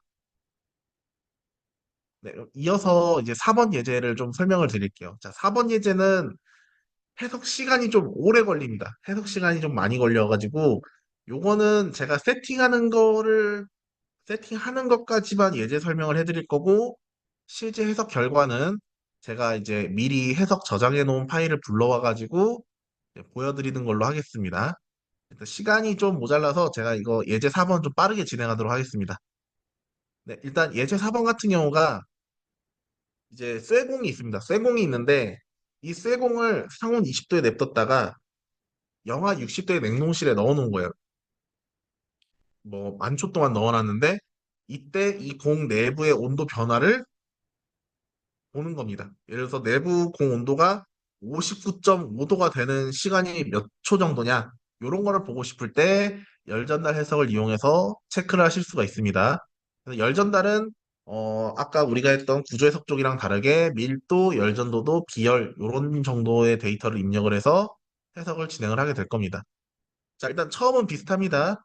자, 단위계 3D로 가지고 오실 거고요. 그리고 이번에 불러올 모델은 sphereCooling.step이라는 파일을 불러올 겁니다. 그러면은 이런 쇠공 형태가 나오는데 자, 이번엔 메쉬 파라미터에서 2mm의 사이즈로 메쉬를 생성을 할 거예요. 2mm로 생성을 하실 거고 자, 이번엔 소재의 물성치를 기존에 제공하는 라이브러리에서 불러오는 게 아니라 제가 임의의 물성치를 찾아서 입력을 하는 걸 전제로 예제를 진행을 할 겁니다. 그래서 이름을 스틸로 제가 이제 입력을 했는데 이거는 만약에 본인이 어떤 물성치로 했는지 알고 있다 하면은 요 마테리얼 이름은 굳이 안 건드리셔도 되는데 그래도 이제 혼선 방지에서 여기서는 스틸로 가정을 할 거고요. 여기서 제너럴에서 덴시티 밀도 가지고 올 거고요. 열에서 서멀 컨덕티비티 가지고 올 거고 스페시픽 히트 이렇게 세 개를 가지고 올 겁니다. 요거 세 개를 가지고 오셔서 자, 밀도 같은 경우가 단위가 톤 퍼 밀리미터 제곱으로 돼 있습니다. 그래서 7.7에 알파벳 2에 마이너스 9를 입력을 할 거예요. 그러면은 여기 7.7, 2 마이너스 9 이렇게 입력을 하실 거고요. 열 전도도는 16 밀리와트 퍼 밀리미터 셀시우스로 입력을 할 겁니다. 자, 비열 같은 경우는 5.1 곱하기 자, 10의 8승으로 입력을 할 거기 때문에 5.1 알파벳 2에 숫자 8 이렇게 입력을 할 겁니다. 요 세 개를 입력해서 OK를 누르면은 재료에 대한 물성치 입력이 끝날 겁니다. 자, 그리고 마찬가지로 소재 지정 똑같이 하실 거고요. 자, 이번엔 초기 온도 설정을 할 거예요. 그래서 이니셜 컨디션이라는 기능을 처음으로 활용할 건데 여기에서는 이 우리가 열 쪽 해석으로 진행을 할 거기 때문에 이니셜 컨디션 중에 템퍼레처 온도를 25도로 지정을 해 놓을 겁니다. 자, 이때 주의해야 되는 거는 지금 여기 화면에는 서페이스로 되어 있는데요. 파트로 선택을 해서 모델을 클릭하셔야 이 쇠공 가장 안쪽에 있는 노드까지 25도로 설정이 된다는 거를 유념을 해주시면 좋을 것 같아요. 사진을 수정해서 해야 되는데 제가 수정을 못 해가지고 반드시 파트로 선택해서 25도로 세팅을 해주셔야 됩니다. 안 그러면 해석 결과가 완전히 달라집니다. 자, 이어서 스텝 설정할 건데 열 전달 해석을 할 거기 때문에 히트 트랜스퍼 스텝으로 진행을 할 거고요. 자, 이번에는 시간 경과에 따른 온도 변화를 봐야 되기 때문에 우리가 지금까지 썼던 스테디 스테이트 해석을 하지 않을 겁니다. 그래서 이제 과도 해석을 할 거기 때문에 스테디 스테이트를 기능을 5% 바꿔주실 거고 그때 이 증분값도 변형을 할 거예요. 최대 몇 초까지 할 건지 그리고 한 스텝당 몇 초씩 배정을 할 건지 그래서 인크레멘테이션을 오토매틱으로 바꿔주시면은 여기 화면에 보이시는 것처럼 뭐 인크레멘트 뭐 이런 거 다 바꿀 수 있도록 세팅이 바뀔 겁니다. 여기서 건들 거는 맥스 인크레멘트를 1만으로 설정을 할 거예요. 최대 10,000개의 스텝까지 해석을 해라. 그리고 최대 해석이 종료될 때까지의 시간 과도 지나가는 거를 0초에서 2만 초까지 볼 겁니다. 그러면은 평균적으로 한 스텝당 2초 정도의 간격을 두고 해석을 할 거고요. 자, 근데 열 해석을 하다 보면은 뭐 1점 몇 초 동안 변화가 없고 뭐 한 1.6초의 변화가 있다. 그럼 1.6초 단위로 해석이 진행되는 경우도 있어요. 그래서 이 초기 타임 증분, 초기 시간 증분을 1초로 둘 거고요. 그리고 최대 시간 증분을 100으로 바꿀 겁니다. 요 세팅을 바꿔주신 다음에 해석 조건을 지정을 하실 거고, 자, 이번에는 얘를 25도의 상온에 쇠공을 냅뒀다가 마이너스 60도의 냉동실에 넣는다고 가정을 할 거기 때문에, 자, 영하 60도의 냉동실에 쇠공이 들어갔어요. 그러면은 이 공기라는 매질을 통해서 이 쇠공의 겉면부터 온도가 빠져나가겠죠. 그죠? 그렇기 때문에 이 겉면에 아주 얇은 필름을 붙인 거와 같은 효과를 낼 겁니다. 그래서 여기서는 컨벡티브 필름이라는 조건을 활용해가지고 영하 60도의 냉동실에 넣어놓은 효과를 구현을 할 거예요. 컨벡티브 필름을 지정을 해서 자, 이 컨벡티브 필름의 온도는 마이너스 60도 그리고 이 필름의 개수는 0.02로 설정을 해서 해석을 진행을 할 겁니다. 자, 그리고 이때는 얘가 냉동실에 들어가 있는 거잖아요. 겉면만 영하 60도에 노출이 되는 거기 때문에 이번에는 파트로 선택하는 게 아니라 반드시 서페이스로 이 쇠공의 겉면을 선택을 해주셔야 돼요. 자, 그리고 이 내부에 있는 한 점에 대한 온도 변화를 볼 거기 때문에 이 내부에 있는 한 노드를 제가 직접 볼 수가 없어요. 그래서 우리는 특정 노드의 아이디를 직접 입력해서 나 몇 번째 노드의 데이터를 뽑아올 거야 라고 봐야 되기 때문에 이번에는 히스토리 아웃풋 어떤 시간 경과 같은 거에 따라서 쭉 기록되는 거는 히스토리 아웃풋으로 기록이 되는데 그중에서 특정 노드에 대한 온도값을 불러올 겁니다. 그래서 이번에는 노드 아웃풋을 건들 겁니다. 그래서 여기서 MT, 템퍼레처에 관련된 노드 템퍼레처 값을 아웃풋으로 가지고 올 거고요. 이때 이 노드의 아이디 1만 번째를 가지고 볼 겁니다. 여기 보이시는 것처럼 처음에 여기 셋 셀렉션 선택하는 쪽에 여기 모어라고 있습니다. 모어를 누르시고 아이디 쪽 들어가셔서 1만 입력하신 다음에 애드를 누르시면은 이렇게 1만 번째 내부에 있는 한 개의 노드만 선택이 됩니다. 그리고 이어서 이 내부 온도 확인하고 이렇게 반절 잘라서 보는 기능도 알려드릴 거고 히스토리 아웃에서 아까 우리가 1만 번째 노드를 선택을 했잖아요. 그래서 1만 번째 노드의 시간에 따른 온도 변화도 이런 식으로 그래프로 확인하는 것도 알려드리겠습니다. 자, 일단 여기 지금부터는 이제 직접 이 소프트웨어를 활용해 가지고 하는 거를 보여드리도록 하겠습니다. 자, 마찬가지로 new 파일 해서 초기화 한번 해주시고요. 자, 파일을 불러오는데 이번에는 스피어 클링 파일을 불러올 겁니다. 스피어 클링을 불러오고 고정이 안 되나? 일단 스피어 클링 불러오신 다음에 자, 메쉬 셋업에서 파라미터 하트를 눌러서 굴을 선택을 해주시면은 최대 사이즈가 5.2로 돼 있을 겁니다. 근데 우리는 2mm를 최대 요소 크기로 정하기로 했기 때문에 5.2를 2로 바꿔주시면 되겠습니다. OK 눌러주시고 이 상태에서 메쉬를 생성을 해주시면 됩니다.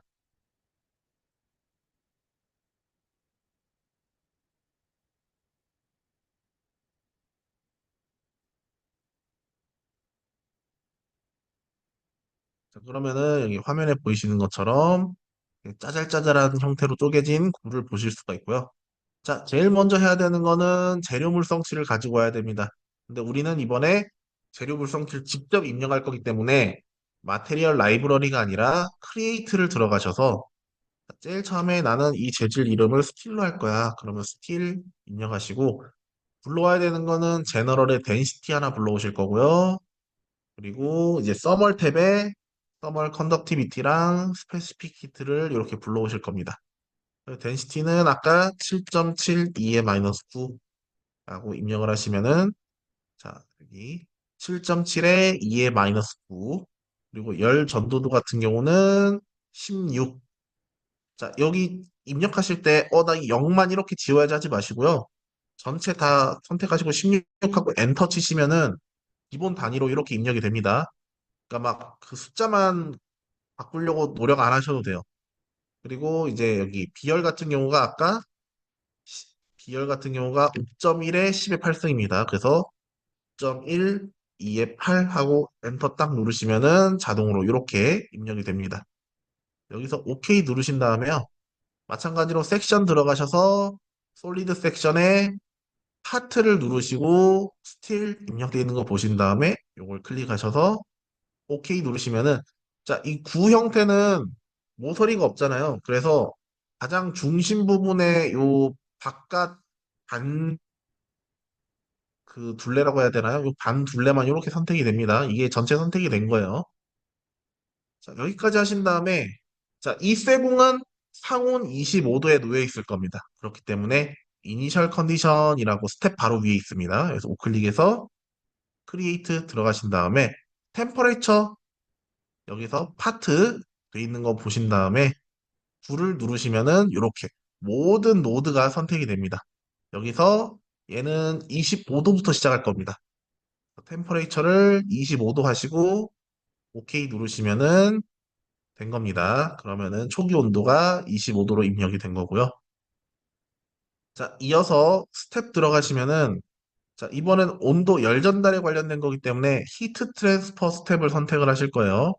여기에서 자, 스테디 스테이트가 ON으로 되어 있습니다. 이거를 오프로 바꿔주시면은 되고 인크레멘테이션이 디폴트로 되어 있는 거를 오토매틱으로 바꿔주시면 돼요. 그러면은 이 오토매틱 밑에 있는 값을 입력한 거에 따라서 그 내부에 있는 세세한 조정은 컴퓨터가 알아서 조절을 해준다고 생각을 하시면 됩니다. 그래서 자 최대 증분 개수는 1만 개 그리고 자, 최대 시간은 2만 초. 자, 그리고 자, 이니셜 타임은 1초고요. 그리고 여기 아마 맥스였나? 네, 여기. 자, 이니셜 타임은 1초고요. 맥스 타임 인크레먼트를 100초로 세팅을 해주시면 됩니다. 자, 맥스는 100초. 자, 이 상태에서 OK 눌러주시면은 이렇게 뜨게 되고요. 자, 여기에서 로드를 먼저 들어가셔서 자, 컨벡티브 필름이라고 있습니다.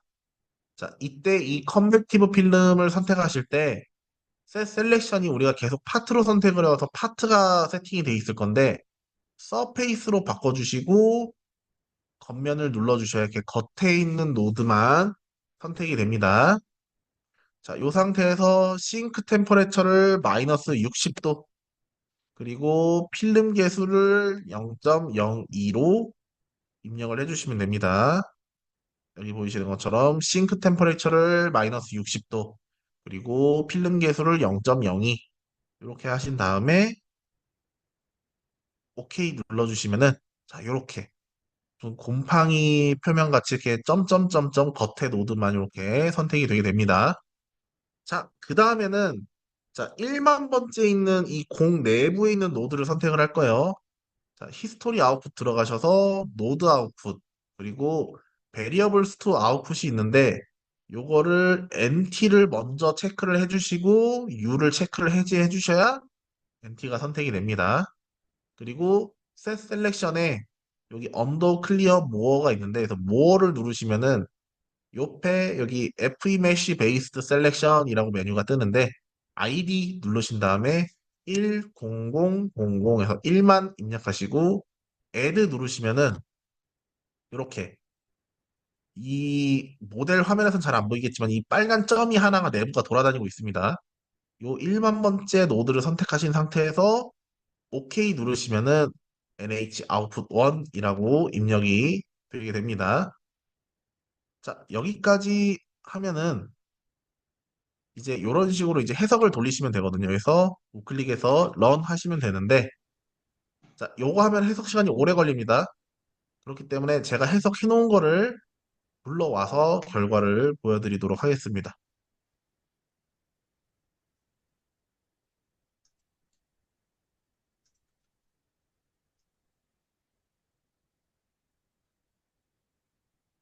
자, 해석 결과를 보시면은 자, 211번 스텝까지 해석이 진행이 될 거고요.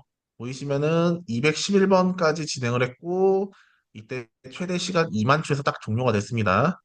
자, 보시면은 이게 완전히 구여가지고 내부 온도를 볼 수가 없어요. 자, 그때는 여기 화면 상단에 이렇게 섹션 뷰라는 아이콘이 하나 있습니다. 이렇게 니은자 모양의 빨간색 면이 붙어 있는 섹션 뷰가 있는데 이걸 누르셔서 자, 여기 0 자, 포인트 좌표를 000으로 해주시고 나는 여기 마이너스 Y 쪽만 볼 거야.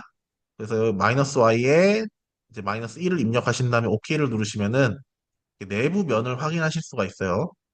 자, 이 상태에서 처음에 해석 시작하기 전에 0번을 보시면은 여기 지금 0도라고 돼 있고 자, 처음에 25도죠. 우리가 이 불을 25도로 세팅을 했기 때문에 여기 25도, 내부가 지금 25도고요.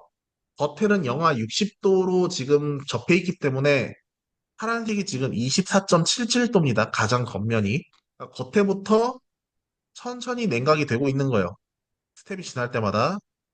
그래서 지금 자 14초 정도가 지나면은 내부가 이제 24.92도로 줄어들 겁니다. 이게 점점 시간이 지남에 따라서 온도가 이제 내부가 영하 16도까지 떨어지기도 하고요. 그리고 더 지나면 영하 52도까지도 떨어집니다. 자, 이런 식으로 이 스텝이 변함에 따라서 온도가, 내부 온도가 계속 변화하는 걸 확인하실 수가 있는데, 자, 근데 저희가 궁금한 거는 이 내부 온도가 언제 59.5도가 되는지가 궁금하다. 만약에 예를 들어서. 그러면은 필드 아웃풋 쪽이 아니라 우리가 아까 생성했던 히스토리 아웃풋 쪽에 NH 아웃풋에 T를 눌러보시면은 자, 이런 식으로 테이블이 하나 생성이 되어 있습니다. 그래서 이게 우리가 아까 세트했던 1만 번이라는 아이디를 가진 노드의 온도를 시간에 따른 걸 쭉 기록을 해 놓은 거예요. 쭉 보시면은 우리가 원하는 거는 59.5도. 그러면 이 정도 되겠네요. 자, 1358.49초 정도라고 보면 되는데 13,800 이게 59.4도 그러면 아마 요쯤일 것 같거든요.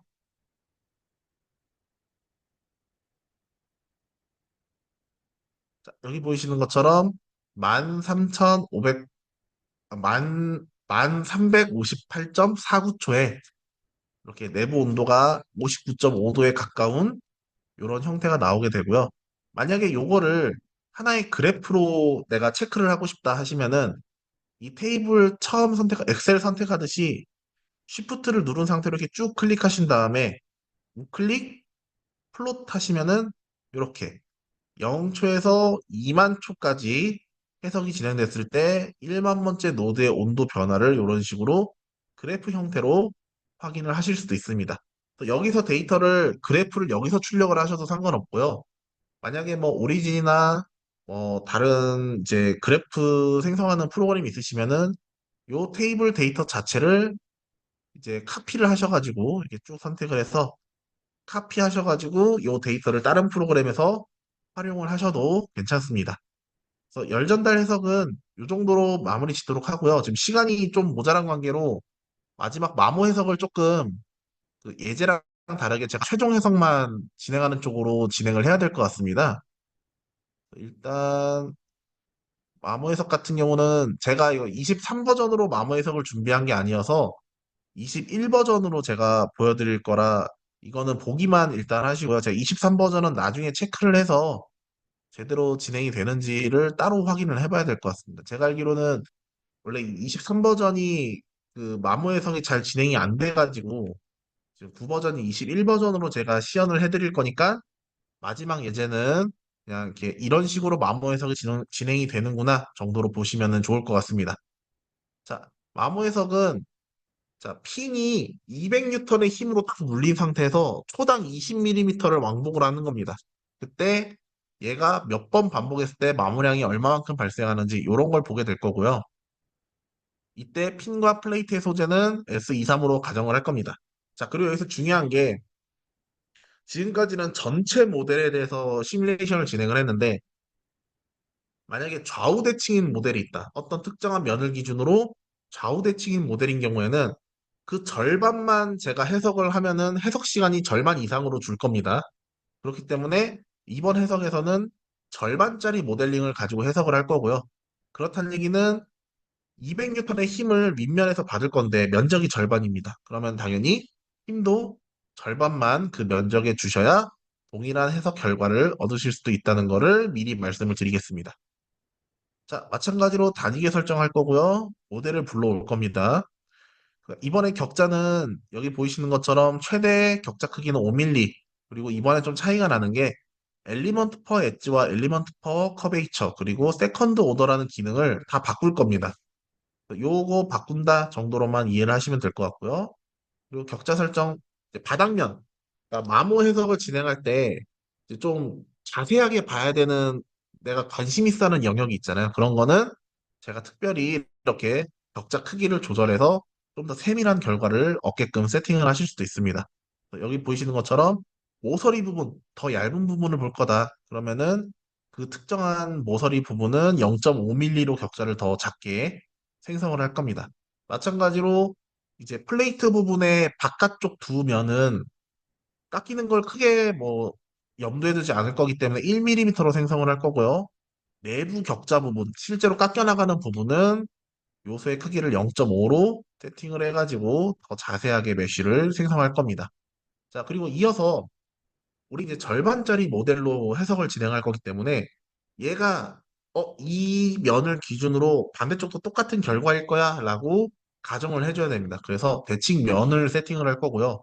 이때 이 핀의 가장 윗면 쪽에 있는 이 모서리는 위에 어떤 힘을 가할 때 활용할 노드이기 때문에 요 모서리 부분만 제외한 나머지 이 내부에 있는 기준 면에 있는 모든 노드를 선택을 해서 노드셋을 하나 생성을 할 겁니다.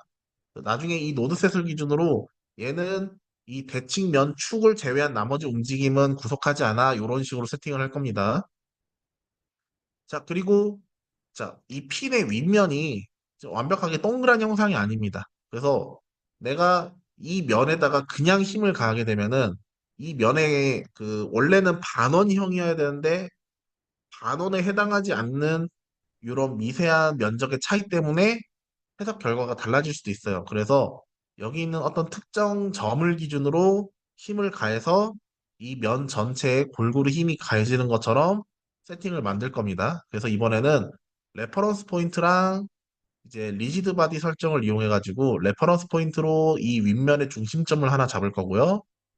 그리고 소재 입력할 거고 그리고 여기 있는 constraint 조건을 이용해서 윗면을 우리가 아까 생성했던 레퍼런스 포인트에 잡아가지고 요 윗면은 레퍼런스 포인트의 움직임과 동기화를 시킬 겁니다. 자, 그리고 이 핀과 플레이트의 이제 마찰 특성을 선택을 해야 되기 때문에 서페이스 인터랙션을 설정을 할 겁니다. 선택 조건에 서페이스 인터랙션을 클릭해서 인터랙션 모델은 서페이스 비헤이버 그리고 타입은 리니어, 그리고 K 값은 10만을 입력을 하게 될 겁니다. 자, 그리고 마찰 특성에서 마찰 계수를 0.3으로 선택을 할 거고요. 자, 그리고 자, 여기 그 플레이트가 있고요. 핀이 있는데 핀이 플레이트를 침범을 해야 되겠죠. 구조상. 그렇기 때문에 이 핀의 밑면을 마스터 영역으로 설정을 할 거고요. 이 플레이트 타고 들어가는 쪽을 슬레이브 쪽으로 설정을 할 거예요. 그래서 접촉면 설정도 할 거고 마지막으로 이 핀이 플레이트를 앞뒤로 10mm씩 왕복을 하면은 갔다 오면 20mm가 되겠죠. 그래서 이 움직이는 거 1초에 왔다 갔다 하는 거 0.5초를 앞으로 가고 0.5초를 뒤로 가는 거를 구현할 수 있게 앰플리튜드라는 기능을 이용해서 이런 삼각형 형태의 테이블 하나 만들 겁니다. 자, 여기서 뭐 해석은 먼저 이킴 스트럭처에서 마모 해석을 구현할 때는 스테릭 스텝을 먼저 한번 구현을 하셔가지고 일단 얘가 하중을 받는 거를 먼저 해석을 해놓은 다음에 거기에 연동되게 이 핀의 움직임을 적용을 하셔야 됩니다. 그리고 바닥면 고정을 할 거고 핀 왔다 갔다 하는 거 하기 전에 여기 예를 들어서 여기 힘을 딱 핀 위에서 힘을 가하는 지점에서 얘는 Y 방향으로는 움직여야 됩니다. 언젠가는. 나머지 X, Y 방향으로 얘가 이 점 자체가 움직이면 안 돼요. 그래서 나머진 0으로 하되 Y 방향으로는 구속을 하지 않을 거고요. 대칭면은 아까 우리가 노드셋으로 만들었던 그 지점을 통해서 Z 방향으로 대칭이 되기 때문에 Z 방향의 움직임은 0, 나머지는 구속을 하지 않을 겁니다. 자, 그리고 하중 인가에서 먼저 1차적인 구조 해석을 진행을 한 다음에 마모 해석을 이렇게 쭉 설정을 할 건데 저는 최종적으로 여기 보이시는 것처럼 반복해서 10회짜리로 바로 보여드리도록 하겠습니다. 자, 프로그램에서 좀 보시기 편하게 이렇게 자, 여기서 파일을 불러올 겁니다. 자, 파일은 핀 오너 플레이트를 불러올 거고요. 이게 23 버전이랑 9 버전이 21 버전이랑 기능 위치가 조금 차이가 나기 때문에 5번 예제는 그냥 제가 하는 거를 보기만 하시는 걸 추천을 드리겠습니다. 자, 먼저 자, 전체적인 메쉬 크기를 5mm로 먼저 세팅을 할 거고요.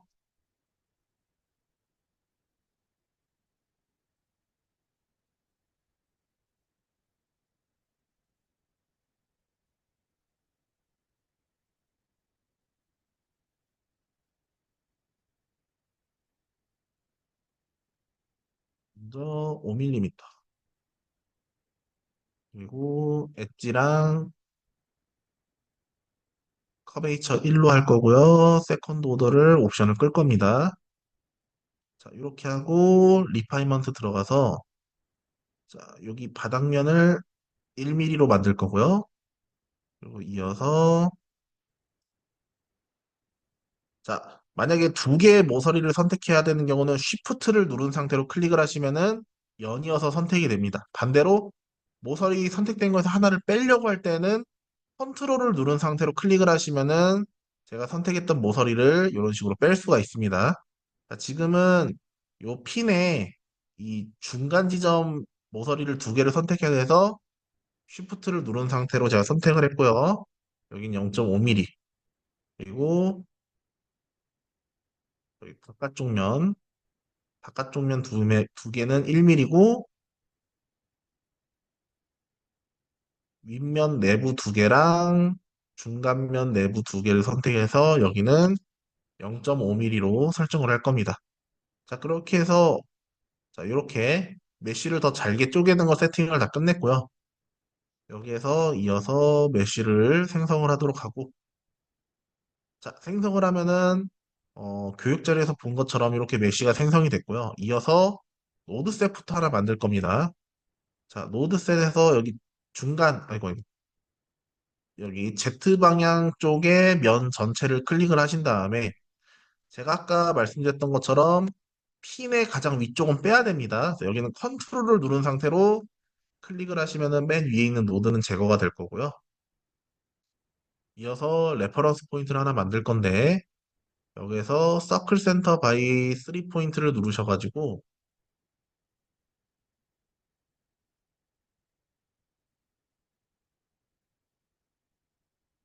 하나, 둘, 세 개를 누르시면은 마이너스 5mm, 5mm, 0에 가까운 숫자 이렇게 뜨는데 여기서 Z를 0으로 바꿔주시면은 완벽하게 이 핀의 중앙점이 찍히게 됩니다. 자, 이 상태에서 마테리얼 들어가가지고 세팅을 할 건데 자, 이번에 소재는 직접 입력을 할 겁니다. 직접 입력을 할 거고 여기서 크리에이트 들어가신 다음에 자, 탄성 배수 쪽부터 먼저 입력을 하겠습니다. 자, 여기는 210 기가파스칼 입력을 할 거고요. 포화성비는 0.3으로 하겠습니다. 그리고 마모 특성 쪽을 입력할 건데 여기 슬립웨어라고 있습니다. 슬립웨어 들어가셔가지고 자, 경도를 100메가파스칼로 입력을 할 거고요. 그리고 마모 개수를 0.001로 입력을 하시면은 이렇게 마모 해석에 필요한 물성치는 산성 쪽 물성치랑 이 미끄럼 마모 쪽 물성치만 이렇게 입력을 하시면 되겠습니다. 자, 이어서 이 물성치들을 소재 지정을 해야 되기 때문에 자, 이렇게 셀렉션 들어오셔가지고 파트 마테리얼 1으로 되어 있는 거 확인하시고 전체를 이렇게 드래그 하시면은 자, 소재 지정도 완료가 될 거고요. 그리고 이어서 콘스트레인트 여기에서 자, 이 콘스트레인트는 여기 아까 제가 레퍼런스 포인트 한 거랑 이 핀의 윗면을 동기화시켜주는 작업이라고 생각을 하시면 될 것 같습니다. 그래서 리지드 바디에서 서페이스 돼 있는 상태에서 자, 만약에 레퍼런스 포인트를 하나 생성을 하셨으면은 컨트롤 포인트가 자동으로 생성해놨던 레퍼런스 포인트로 잡히실 거고요. 여기서 리전 타입을 셀렉션을 누르신 다음에 요 윗면을 선택을 하시고 OK를 누르시면은 요 윗면에 있는 모든 노드가 제가 지정했던 레퍼런스 포인트와 이렇게 하나로 합쳐지는 것을 볼 수가 있고요. 이어서 서페이스 인터랙션, 그러니까 나무 해석이니까 이 접촉을 할 거 아니에요. 그래서 이 접촉면에 대한 설정도 꼭 필요합니다. 그래서 서페이스 인터랙션 쪽으로 들어가시면은 서페이스 비헤이버와 프릭션 두 개를 추가하신 다음에 비헤이버를 리니어로 바꿔주시고 여기는 10만 그리고 10만에 타입 리니어 K 10만으로 바꿔주시고 자 여기 프릭션 쪽에 보시면은 여기를 0.3으로 바꿔주시면 됩니다. 이거는 이제 제가 어떤 물체로 마모 해석을 하느냐에 따라서 값이 바뀌는 거기 때문에 요거는 별도로 따로 물성치 조사하듯이 따로 이제 조사를 해주셔야 되는 거고요. 이어서 이제 콘택트 페어 쪽 들어가셔가지고 여기 보시면 마스터 플레이트를 선택할 수가 있습니다. 마스터 리전은 핀의 바닥면 선택해 주시고 슬레이브 리전은 여기 아까 이 플레이트 윗면이 4개로 이루어져 있거든요. 하나, 둘, 셋, 4개만 체크를 해서 OK를 눌러주시면은 핀 밑면에 마스터 영역이랑 플레이트 윗면에 슬레이브 영역 이렇게 세팅이 된 거를 보실 수가 있습니다. 자, 이어서 앰플리튜드 쪽 들어가셔가지고 자, 여기 데이터 포인트라고 처음엔 프로퍼티로 돼 있는데 데이터 포인트로 들어가시면 직접 테이블을 입력하실 수가 있어요. 그래서 0, 0.5초, 1초 이렇게 입력하신 다음에 0.5초일 때 1 이렇게 해놓으면은 어떤 형태의 그래프가 나오냐면은 이런 형태의 그래프가 나오게 됩니다. 즉 0.5초일 때 요만큼 갔다가 1초일 때 돌아와라. 요 값을 나중에 활용을 할 겁니다. 이 상태에서 앰플리튜드 하나 생성해 주시고 자 스텝에서 처음에 스테디 스텝을 먼저 만들 겁니다. 자 처음에 스테디 스텝을 만드는데 여기 NI 지옴이라고 있습니다. 이게 논 리니어 이펙트 옵션을 킬 거냐 끌 거냐를 물어보는 건데 저기 여기서는 우리가 킬 거고요. 오케이 누르신 다음에 자 처음에 바닥면 픽스드 들어가서 플레이트 바닥면을 고정을 먼저 해주실 거고요. 그리고 이어서 자 핀 거동을 움직일 거기 때문에 자 핀을 핀을 움직이는 걸 나중에 구현을 할 겁니다. 그러니까 움직임에 관련된 거는 아까 제가 바운더리 컨디션의 디스플레이스먼트라고 말씀을 드렸고요. 여기에서 리전 타입을 레퍼런스 포인트 네임이라고 있습니다. 요 놈을 선택을 하셔가지고 네, 레퍼런스 포인트 네임을 선택을 해서 U2 Y쪽만 풀어줄 겁니다. Y쪽만 풀어줄 거고 나머지를 전부 0으로 바꿔주실 겁니다.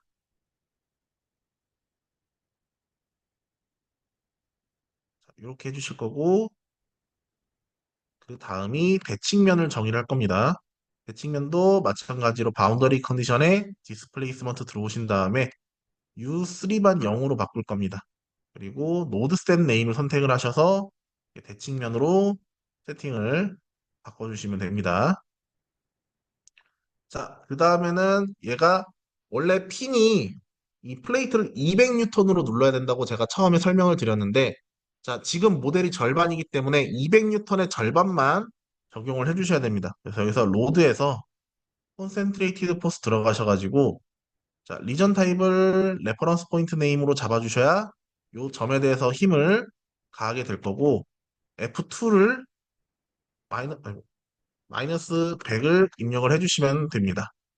여기서 이렇게 하고 OK 누른 다음에 이렇게 해석을 먼저 돌리시면은 자, 이런 식으로 얘가 파고드는 것만 볼 수가 있어요. 즉 여기가 컨택 조건을 입력하면서 꽉 눌리는 거. 그래서 여기 핀과 플레이트가 맞닿는 지점이 176.9메가파스칼이 발생한다. 이렇게 볼 수가 있는데 이제 우리가 원하는 건 눌린 상태에서 움직이는 결과를 원하는 거잖아요. 그래서 다시 FE 모델로 돌아오셔가지고 자, 마모 스텝을 추가를 할 겁니다. 여기에서 스텝 우클릭해서 크리에이트 들어간 다음에 슬립 웨어 스텝 여기에서 자, 인크리멘테이션을 오토매틱으로 바꿔줄 거고요. 우린 여기서 바로 최종 거를 할 거기 때문에 자, 0.0125 0.0125 요거를 입력할 거고요. 그리고 맥스 이건 100이고 처음은 이렇게 하고 자, 맥스 인크리멘트는 100 그리고 최대 시간 증분도 0.0125로 하겠습니다. 자, 이 상태에서 자, 여기 보시면은 처음에 제가 정적 해석했을 때 했던 그 경계 조건들이 이 미끄럼 마모에도 그대로 적용이 돼서 들어옵니다. 이런 식으로 바운더리 컨디션이랑 뭐 로드랑 이런 게 그대로 넘어오게 되고요. 자, 우리가 여기서 그 다음에 해야 되는 거 얘가 움직이는 거 지정을 할 겁니다. 그래서 여기에서 제일 먼저 하는 게 아까 이거였나? 네, 여기에서 이 두 번째, 그러니까 첫 번째 디스플레이스먼트 로테이션 1을 눌러보시면은 여기 U1을 X 방향으로 10mm를 움직여야 되니까 10을 입력하실 거고 얘가 왔다 갔다 하는 거를 적용할 거기 때문에 타임 프리퀀시라고 밑에 있는데 그래서 앰플리튜드를 태블러 1으로 입력을 하시면은 이런 식으로 화살표가 생성이 될 겁니다. 자, 이 상태에서 원래 해석을 돌려도 되는데 우리는 이제 마모 해석으로 바꿀 거기 때문에 맨 위에 있는 모델에서 에디트 들어가셔서 제너럴 모델로 되어 있는 거를 슬립웨어 모델로 바꾸실 거고요. 저는 10번 왕복하는 걸로 해도 되지만 일단 3번만 하는 걸로 하겠습니다. 그리고 메쉬 변형 옵션 키실 거고요. 자, 그리고 이렇게 컨택 조건이 들어가는 마모 해석을 진행을 하면은 반드시 주의해야 되는 게 히스토리 아웃풋으로 컨택트 아웃풋을 빼주셔야 돼요. 그래서 히스토리 아웃풋에 컨택트 아웃풋 그리고 여기에서 CDIS라는 걸 빼셔야 됩니다. CDIS는 컨택트 디스플레이스먼트 상대 컨택트 디스플레이스먼트 옵션인 거고 얘를 CDIS만 이렇게 빼주셔가지고 오케이. 그리고 반드시 마모랑 상관이 없었던 스텝 1에서도 동일하게 만들어 주셔야 됩니다. 이렇게. 자, 그리고 이 해석이 마지막 최종 결과만 저희는 볼 거기 때문에 사이클 올 리설트를 라스트 인크리멘트 오브 라스트 슬립웨어 요걸로 해주시면은 가장 마지막 결과만 우리가 확인을 할 수가 있습니다. 그래서 리설트를 아까처럼 제가 올로 세팅을 해놓으면은 모든 시간 간격에 대한 해석 결과가 다 저장이 됩니다. 그래서 얘가 얼마만큼 움직였을 때 얼마만큼 깎이고 이런 걸 다 볼 수가 있는데 사실 마모 해석할 때는 얘가 몇 번 반복했을 때 여기가 얼마만큼 깎이냐가 사실 더 중요하거든요. 그렇기 때문에 마지막으로 딱 한 번, 한 사이클 움직였을 때 최종 결과, 한 사이클 움직였을 때 최종 결과, 이렇게만 볼 거면은 제가 마지막으로 세팅했었던 라스트 인크레먼트, 라스트 스텝 그 옵션을 바꾸셔가지고 마지막 결과만 얻으시도록 세팅을 바꾸셔도 괜찮습니다. 그래서 요거 해석 결과만 보고 오늘 교육이 마무리가 될 것 같고요. 자, 해석 돌아가는 동안 일단 제 연락처랑 이런 거를 보여드리면은 일단 저는 다시 한번 소개드리지만 이제 기계연구원 신뢰성연구실에서 이제 킴스트럭처 교육이랑 기술 지원을 담당하고 있는 조성규라고 하고요. 제 이메일 주소랑 연락처를 채팅창에다가 입력을 해드릴 테니까 혹시나 필요하시면은 제 이메일 주소로 문제점 스크린샷이랑 메일의 해당 내용 어떤 것 때문에